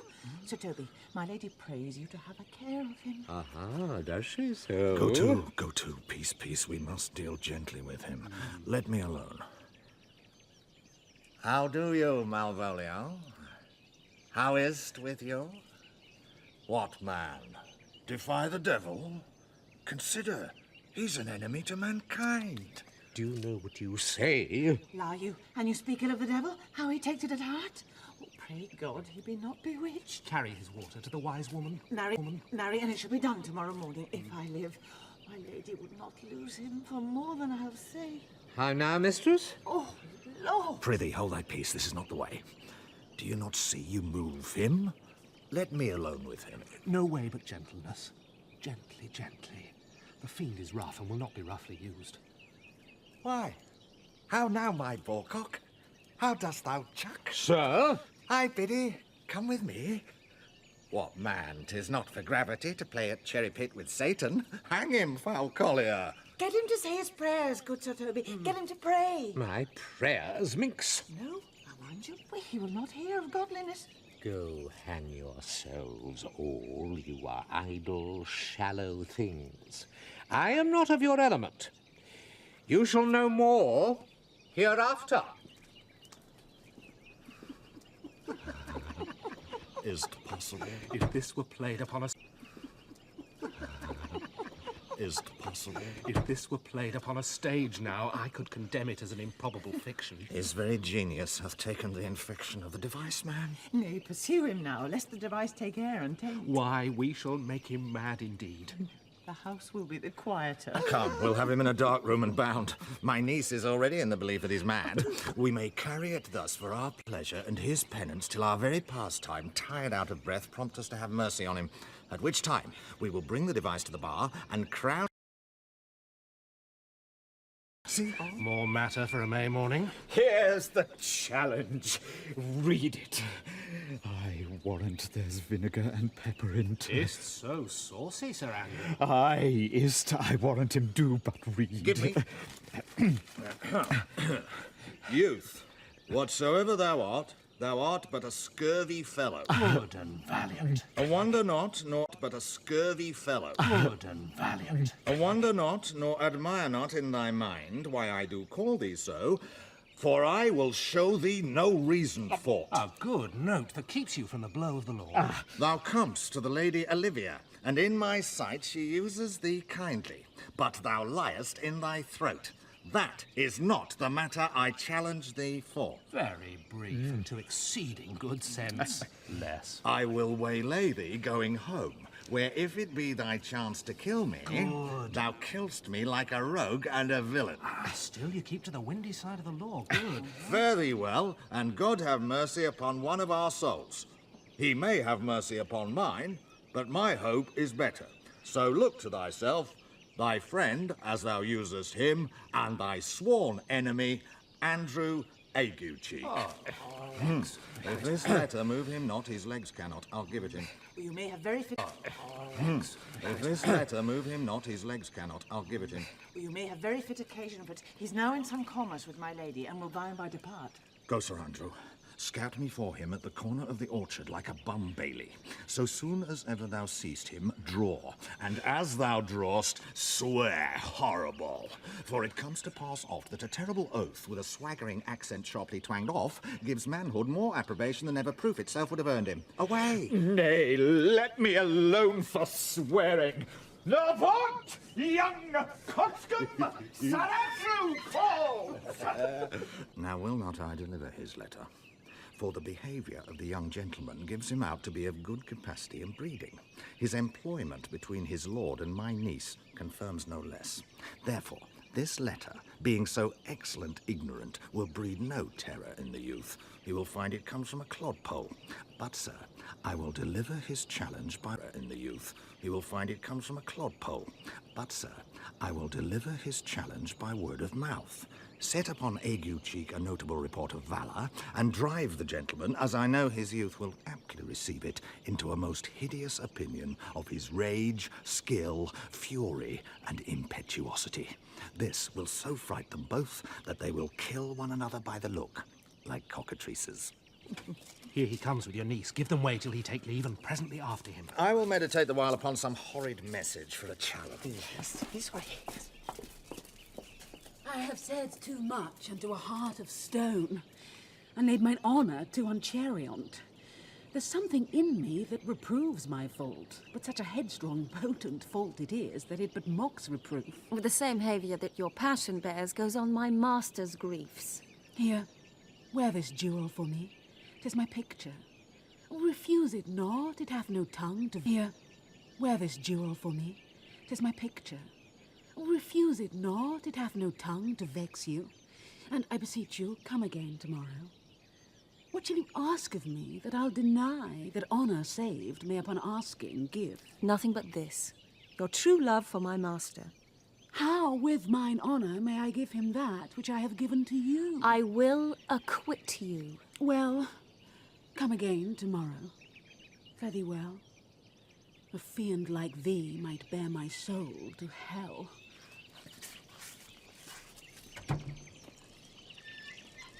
Gentlemen, God save thee. And you, sir? That defence thou hast, betake thee to't. Of what nature the wrongs are thou hast done him, I know not. But thy interceptor, full of despite, bloody as the hunter, attends thee at the orchard end. Dismount thy tuck. Be yare in thy preparation, for thy assailant is quick, skilful, and deadly. You must... Therefore, if you hold your life at any price, betake you to your guard, for your opposition hath in him what youth, strength, skill, and wrath can furnish man withal. I pray you, sir, what is he? He is knight, dubbed with unhatched rapier and on carpet consideration, but he is a devil in private brawl. Souls and bodies hath he divorced 3, and his incensement at this moment is so implacable that satisfaction can be none but by pangs of death or sepulchre. Hobnob is his word, give it or take it. I will return again into the house and desire some conduct of the lady. I am no fighter. I have heard of some kind of men that put quarrels purposely on others to taste their valour. Belike this is a man of that quirk. Sir, no. His indignation derives itself out of a very competent injury. Therefore, get you on and give him his desire. Back you shall not to the house unless you undertake that with me, which with as much safety you might answer him. I beseech you, do me this courteous office, as to know of the knight what my offence to him is. It is something of my negligence, nothing of my purpose. I will do so. Senior Fabian, stay you by this gentleman till my return. Pray you, sir, do you know of this matter? Well, I know the knight is incensed against you, even to a mortal arbitrament, but nothing of the circumstance more. I beseech you, what manner of man is he? Nothing of that wonderful promise to read him by his form, as you are like to find him in the proof of his valour. He is indeed, sir, the most skilful, bloody, and fatal opposite that you could possibly have found in any parts of Illyria. Will you walk towards him? I will make your peace with him if I can. I shall be much bound to you for it. I am one that had rather go with Sir Priest than Sir Knight. I care not who knows so much of my mettle. Why, man, he's a very devil. I have not seen such a farrago. I had a pass with him, rapier, scabbard, and all, and he gives me the stuck-in with such... Devil, I have not seen such a farrago. I had a pass with him, rapier, scabbard, and all, and he gives me the stuck-in with such a mortal motion that it is inevitable. And on the answer, he pays you as surely as your feet hits the ground they step on. They say he has been fencer to the Sophie. Pox on to... I'll not meddle with him. Ah, but he will not now be pacified. Fabian can scarce hold him yonder. Plague on't. And I thought he had been valiant and so cunning in fence, I'd have seen him damned ere I'd have challenged him. Let him let the matter slip, and I'll give him my horse, Grey Capulet. I'll make the motion. Stand here, make a good show on't. This shall end without the perdition of souls. Marry, I'll ride your horse as well as I ride you. Signor Fabian, I have his horse to take up the quarrel. I have persuaded him the youth's a devil. He is as horribly conceited. A little thing would make me tell them how much I lack of a man. Give ground if you see him furious. Come, Sir Andrew, there's no remedy. The gentleman will, for his honour's sake, have one bout with you. He cannot, by the duello, avoid it. But he has promised me, as he is a gentleman and a soldier, he will not hurt you. Come on, do it. Pray God he keep his oath. I do assure you 'tis against my will. Put up your sword. If this young gentleman have done offence, I take the fault on me. If you offend him, I for him defy you. You, sir? Why, what are you? One, sir, that for his love does yet do more than you have heard him brag to you, he will. Nay, if you be an undertaker, I am for you. Oh, good Sir Toby, hold, here come the officers. I'll be with you anon. Pray, sir, put your sword up if you please. Marry will I, sir. And for that I promised you I'll be as good as my word. He will bear you easily and reigns well. This is the... An undertaker, I am for you. Oh, good Sir Toby, hold, here come the officers. I'll be with you anon. Pray, sir, put your sword up if you please. Marry will I, sir. And for that I promised you I'll be as good as my word. He will bear you easily and reigns well. This is the man. Do thy office. Antonio, I arrest thee at the suit of Count Orsino. You do mistake me, sir. No, sir, no jot. I know your favour well, though now you have no sea cap on your head. Take him away. He knows I know him well. I must obey. Youth, this comes with seeking you. But there's no remedy. I shall answer it. What will you do? Now my necessity makes me to ask you for my purse. It grieves me much more for what I cannot do for you than what befalls myself. You stand amazed, but be of comfort. Come, sir, away! I must entreat you some of that money. What money, sir? For the fair kindness you have showed me here, and part being prompted by your present trouble, out of my lean... Some of that money. What money, sir? For the fair kindness you have showed me here, and part being prompted by your present trouble, out of my lean and low ability, I'll lend you something. My having is not much. I'll make division of my present with you. Hold, there's half my coffer. You deny me now. It's possible that my deserts to you can lack persuasion. Do not tempt my misery, lest that it make me so unsound a man as to upbraid you with those kindnesses that I have done for you. I know of none, nor know I you by voice or any feature. I hate ingratitude more in a man than lying, vainness, babbling drunkenness, or any taint of vice whose strong corruption inhabits our frail blood. Oh, heavens themselves! Come, sir, I pray you, go! Let me speak a little.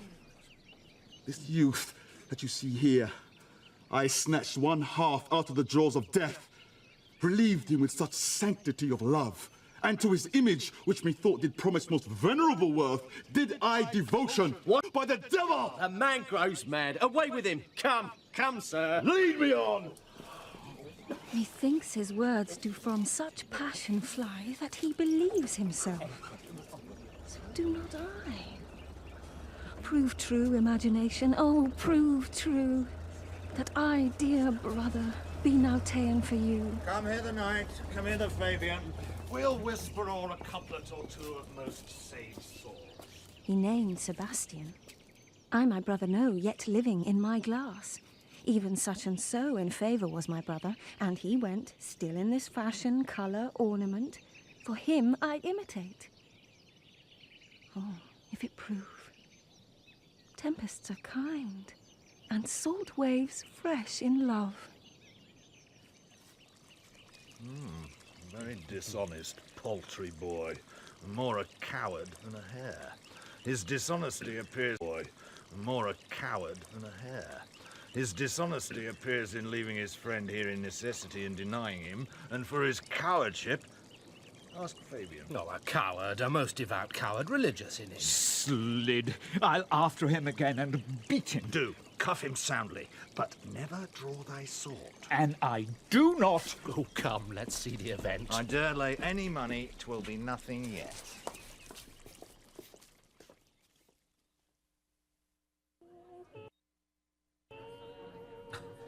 Will you make me believe that I am not sent for you? Go to. Thou art a foolish fellow.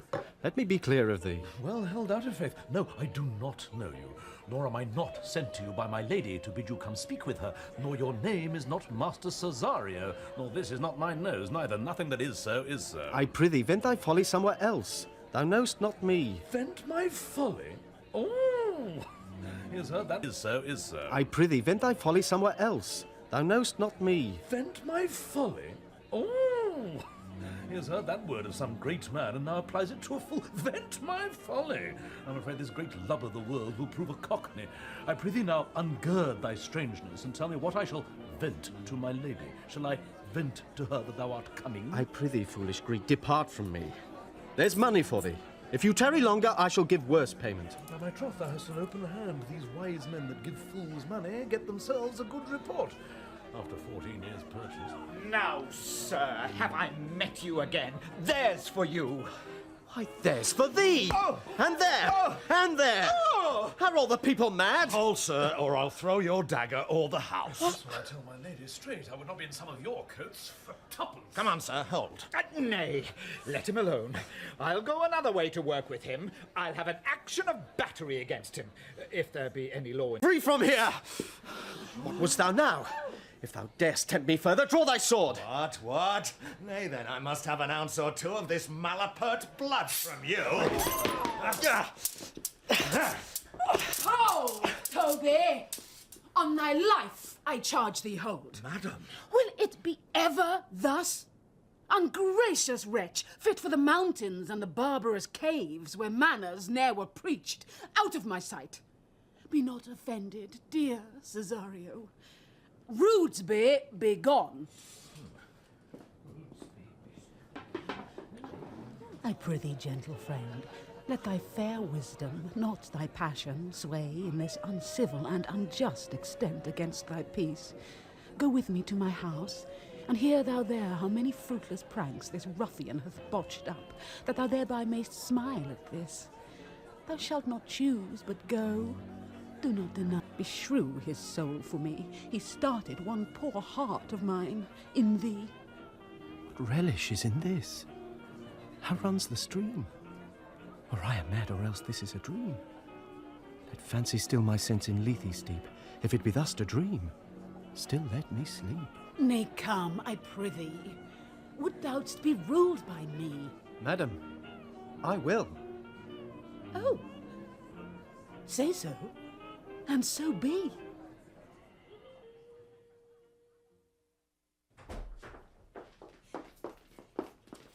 Nay, I prithee, Festi, put on this gown and this beard. Make Malvolio believe thou art Sir Topaz, the curate. Do it quickly. I'll call Sir Toby the whilst. Well, I'll put it on, and I will dissemble myself in it. And I would I were the first that ever dissembled in such a gown. I'm not tall enough to become the function well, nor lean enough to be thought a good...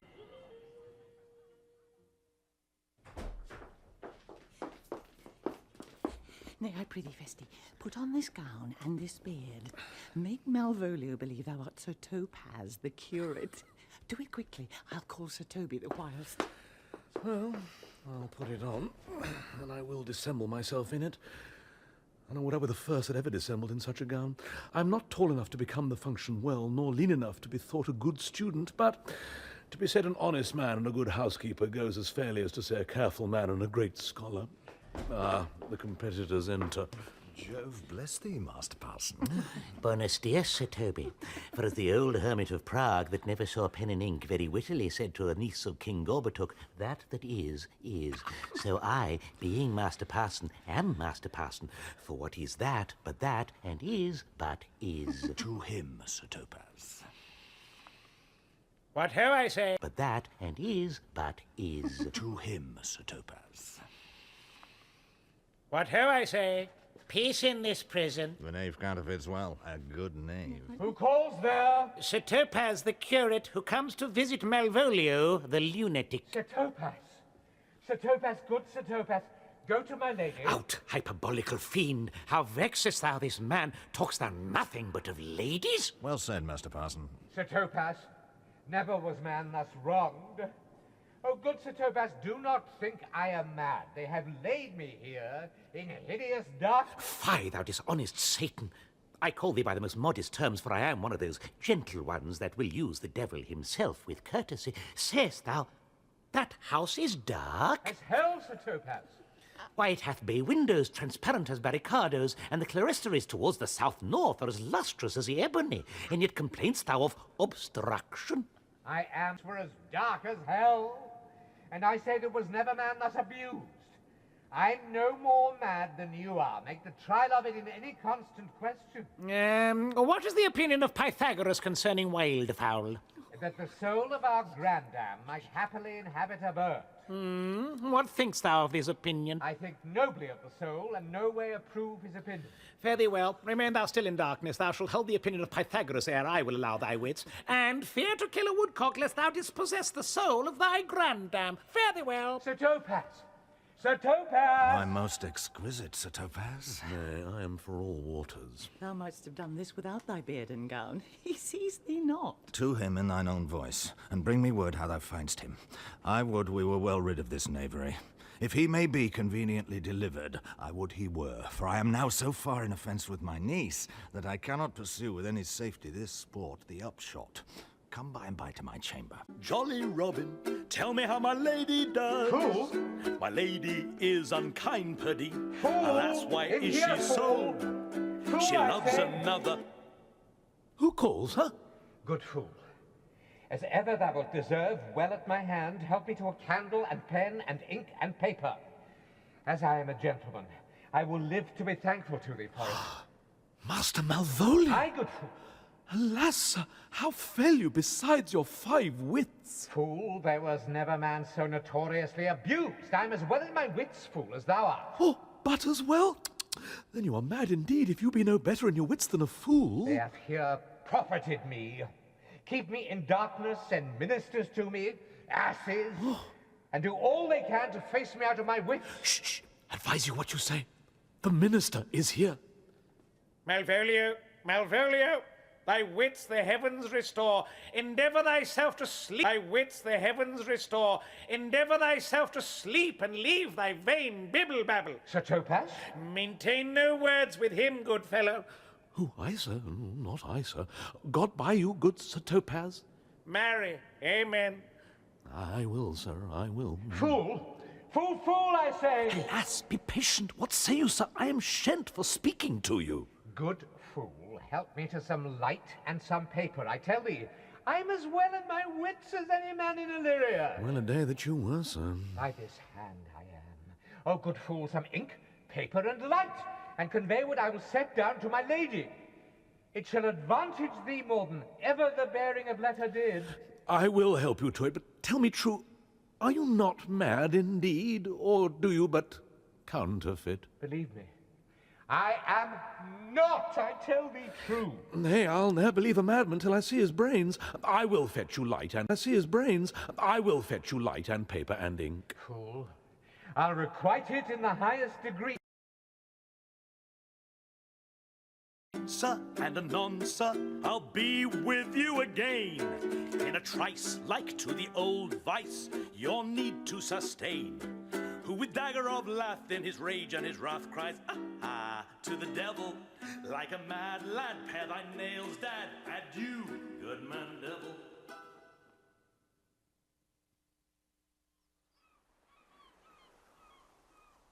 This is the air. That is the glorious sun. This pearl she gave me, I do feel it and see it.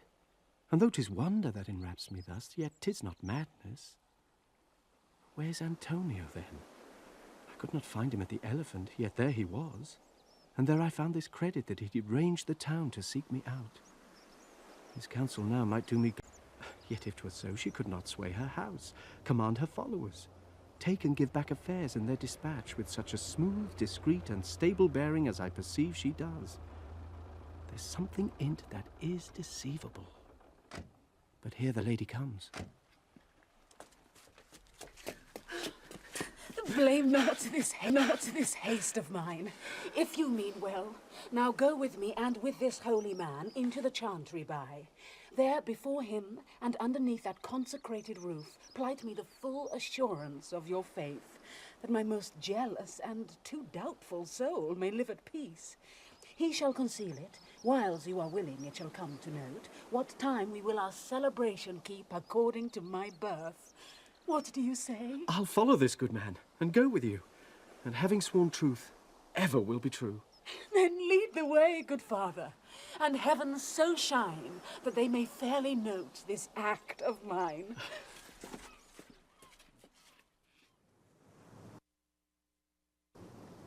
Now, as thou lovest me, let me see his letter. Good Master Fabian, grant me another request. Anything. Do not desire to see this letter. Oh, this is to give a dog, and in recompense desire my dog again. Belong you to the Lady Olivia, friend? Man, and go with you, and having sworn truth, ever will be true.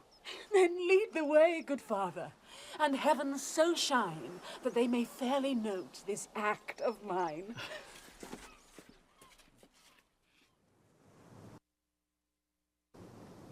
Now, as thou lovest me, let me see his letter. Good Master Fabian, grant me another request. Anything. Do not desire to see this letter. Oh, this is to give a dog, and in recompense desire my dog again. Belong you to the Lady Olivia, friend? Aye, sir, we are some of her trappings. I know thee well. How dost thou, my good fellow? Truly, sir, the better for my foes and the worse for my friends. Just the contrary, the better for thy friends. No, sir, the worse. How can that be? Marry, sir, they praise me and make an ass of me. Now my foes tell me plainly I am an ass, so that by my foes, sir, I profit in the knowledge of myself, and by my friends I am abused, so that conclusions to be as kisses, if your 4 negatives make you 2 affirmatives, why then the worse for my friends and the better for my foes. Why, this is excellent. By my troth. Well, I will be so much a sinner to be a double dealer.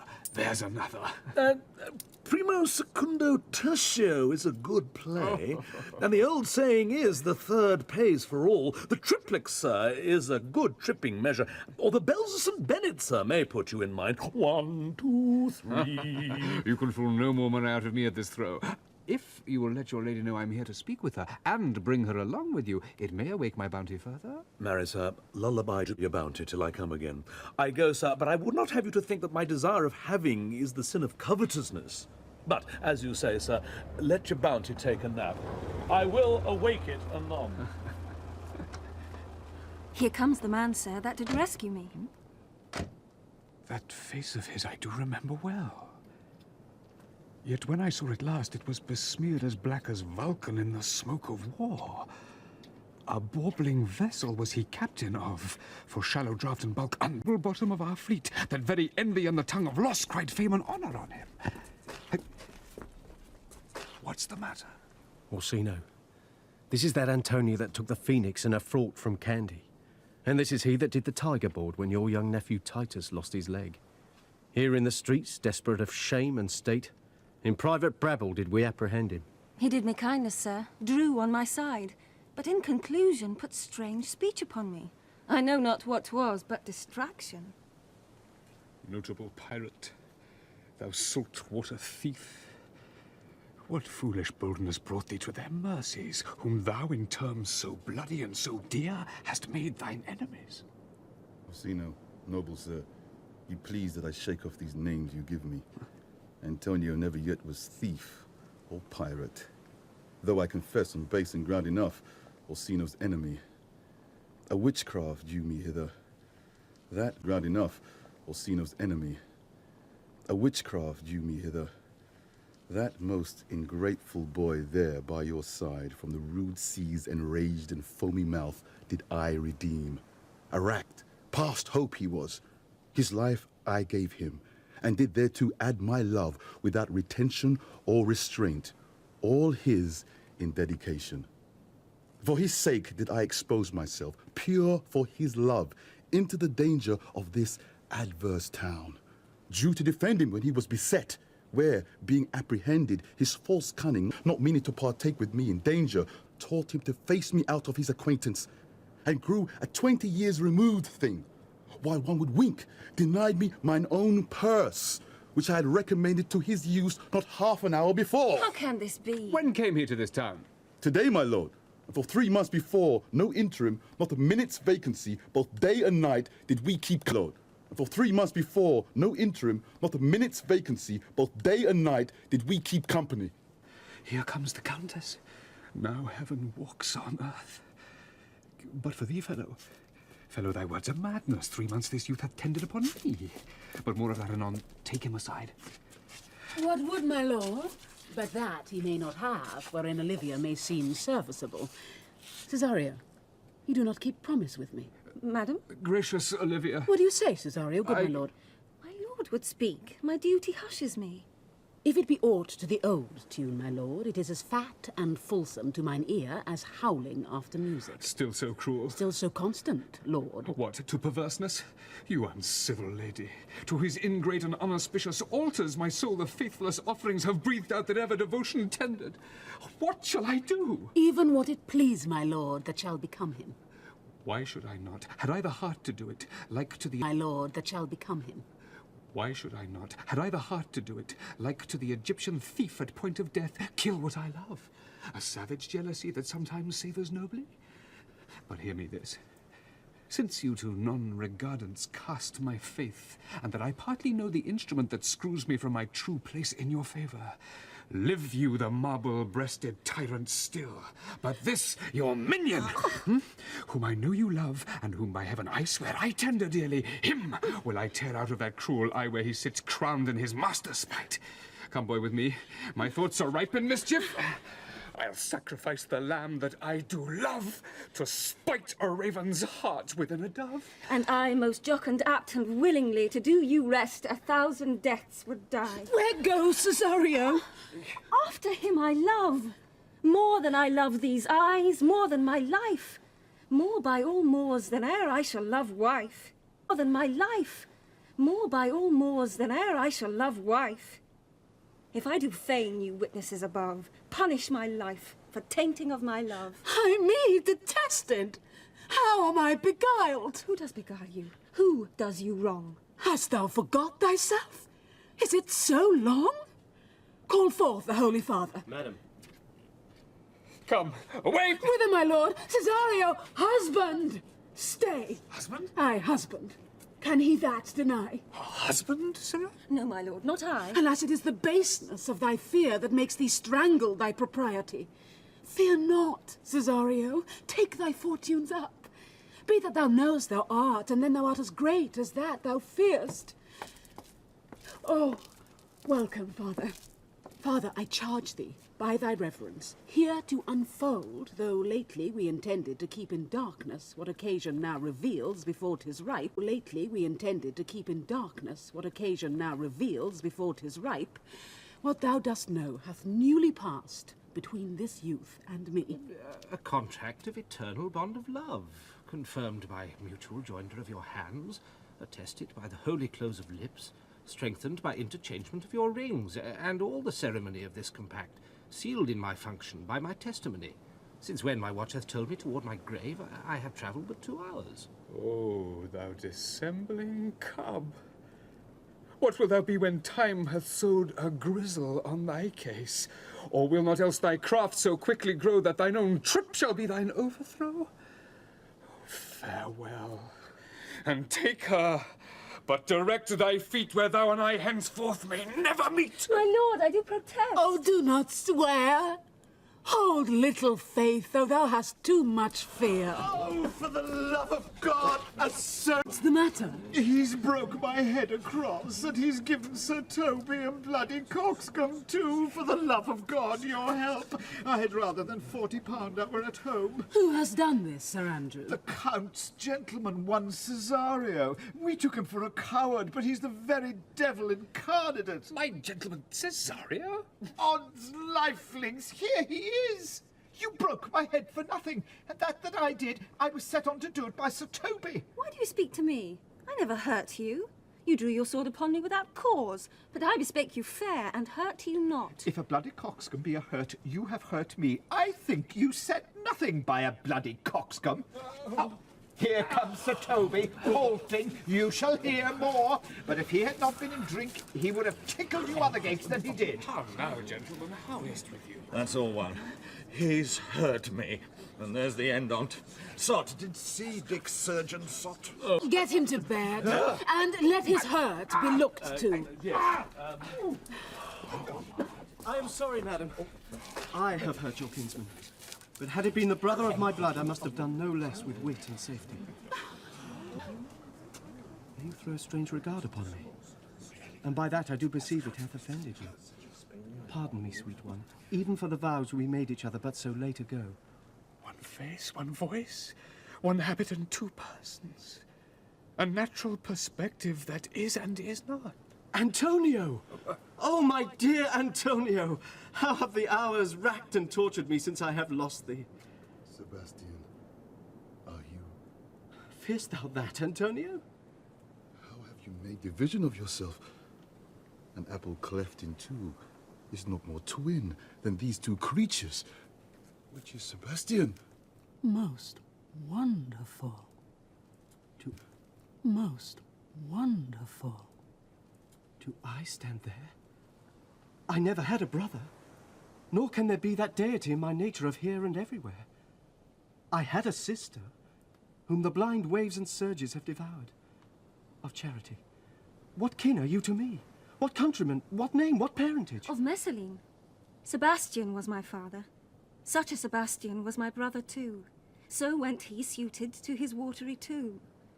If spirits can assume both form and suit, you come to fright us. A spirit I am indeed, but am in that dimension grossly clad, which from the womb I did participate. Were you a woman, as the rest goes even, I should my tears let fall upon your cheek and say, thrice welcome, drowned Viola. My father had a mole upon his brow. And so had mine. And died that day when Viola from her birth had numbered 13 years. Oh, that record is lively in my soul. He finished indeed his mortal act that day that made my sister 13 years old. He finished indeed his mortal act that day that made my sister 13 years. Oh. If nothing lets to make us happy both but this, my masculine usurped attire, do not embrace me. Till each circumstance of place, time, fortune, do cohere and jump, that I am Viola. Which to confirm, I'll bring you to a captain in this town, where lie my maiden weeds, by whose gentle help I was preserved to serve this noble count. All the occurrence of my fortune since hath been between this lady and this lord. So comes it, lady, you have been mistook. But nature to her bias drew in that. You would have been contracted to a maid, nor are you therein by my life deceived. You are betrothed both to a maid and man. Be not amazed, right noble is his blood. If this be so, yet as the glass seems true, I shall have share in this most happy rack. Boy, thou hast said to me 1,000 times, Boy, thou hast said to me 1,000 times, thou never shouldst love woman like to me. And all those sayings will I overswear, and all those swearings keep as true in soul as doth that orbed continent the fire that severs day from night. Give me thy hand, and let me see thee in thy woman's weeds. The captain that did bring me first on shore hath my maid's garments. He, upon some action, is now in durance at Malvolio's suit, a gentleman and follower of my lady's. He shall enlarge him. Fetch Malvolio hither. And yet, alas, now I remember me, they say, poor gentleman, he's much distract. A most extracting frenzy of mine own from my remembrance clearly banished his. How does he, Sirrah? Truly, madam, he holds Beelzebub at the stave's end as well as a man in his case may do. He's here writ a letter to you. I should have given it to you today morning, but as a madman's epistles are no gospels, so it skills not much when they are delivered. Open. But as a madman's epistles are no gospels, so it skills not much when they are delivered. Open it and read it. Look then to be well edified when the fool delivers the madman. By the Lord, madam! Now, art thou mad? No, madam, I do but read madness.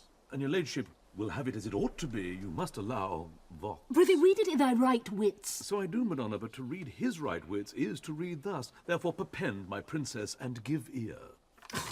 Read it you, sirrah. By the Lord, madam, you wrong me, and the world shall know it. Though you have put me into darkness and given your drunken cousin rule over me, yet have I the benefit of my senses as well as your ladyship. I have your own letter that induced me to the semblance I put on, with the which I doubt not but to do myself much right, or you much shame. Think of me as you please. I leave my duty a little unthought of, and speak out of my injury. The madly used Malvolio. Did he write this? The madly used Malvolio. Did he write this? Madam. This savours not much of distraction. See him delivered, Fabian. Bring him hither. Madam. My lord, so please you, these things further thought on, to think me as well a sister as a wife. One day shall crown the lions on't, so please you, here at my house and at my proper cost. Madam, I am most apt to embrace your offer. Cesario, your master quits you. And for your service done him so much against the mettle of your sex, so far beneath your soft and tender breeding, and since you called me master for so long, here is my hand. You shall from this time be your master's mistress. A sister. You are she. Is this the madman? Aye, my lord, this same. How now, Malvolio? Madam, you have done me wrong. Notorious wrong. You have done me wrong. Notorious wrong. Have I, Malvolio? No. Lady, you have. Pray, peruse that letter. You must not now deny it is your hand. Write from it if you can, in hand or phrase, or say it is not your seal, not your invention. You can say none of this. Well, granted, then. And tell me, in the modesty of honour, why you have given me such clear lights of favour. Had me come smiling and cross-gartered to you, to put on yellow stockings and to frown upon Sir Toby and the lighter people. And acting this in an obedient hope, why have you suffered me to be imprisoned, kept in a dark house, visited by the priest, and made the most notorious geck and gull that e'er invention played on? Tell me why. Alas, Malvolio, this is not my writing, though I confess much like the character. But out of question, 'tis Mariah's hand. It hath most shrewdly passed upon thee. But when we know the grounds and authors of it, thou shalt be both the plaintiff and the judge of thine own cause. Good madam, hear me speak. And let no quarrel nor no brawl to come taint the condition of this present hour, which I have wondered at, in hope it shall not. Most freely, I confess, myself and Toby set this device against Malvolio here, upon some stubborn and uncourteous parts we had conceived against him. Maria writ the letter at Sir Toby's great importance, in recompense whereof he hath married her. How with a sportful malice it was followed may rather pluck on laughter than revenge, if that the injuries be justly weighed that have on both sides passed. Alas, poor fool, how have they baffled thee? Why, some are born great, some achieve greatness, and some have greatness thrown upon them. I was one, sir, in this interlude, one Sir Topaz, sir, but that's all one. By the Lord Fool, I'm not mad. Be revenged on the whole pack of you. He hath been most notoriously abused. Pursue him and entreat him to a peace. Indeed. Ye have not told us of the captain yet. When that is known and golden time convents, a solemn combination shall be made of our dear souls. Meantime, sweet sister, we will not part from hands. Cesario, come, for so you shall be while you are a man. Orsino's mistress, and his fancy's queen.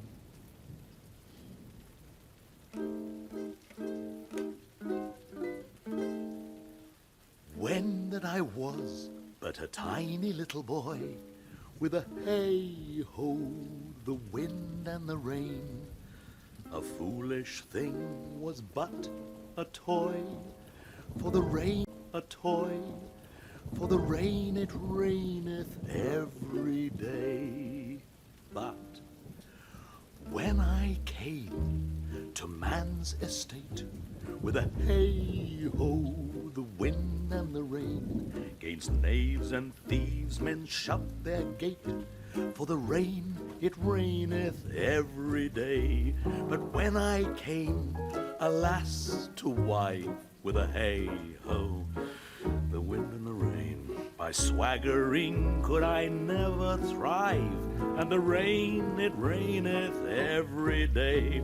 But when I came unto my beds, with a hey-ho, the wind and the rain, with tosspots still had drunken heads, and the rain it raineth every day.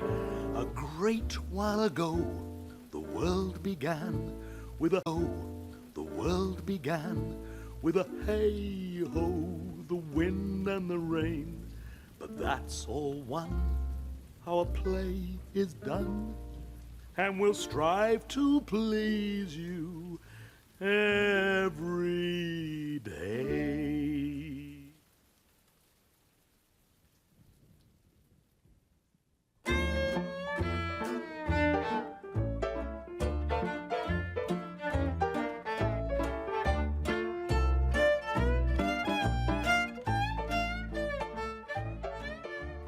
In Twelfth Night by William Shakespeare, Orsino was played by Michael Maloney and Viola was Anne-Marie Duff. The captain was John Rowe and Olivia was Josette Simon. Malvolio was Hugh Ross, Feste, Nicky Henson, Maria, Geraldine Fitzgerald, Sir Toby Belch, Philip Jackson double bass, Stuart Hall violin and George Hinchcliffe ukulele. The songs were sung by Nicky Henson. Twelfth Night was directed by Owen O'Callaghan.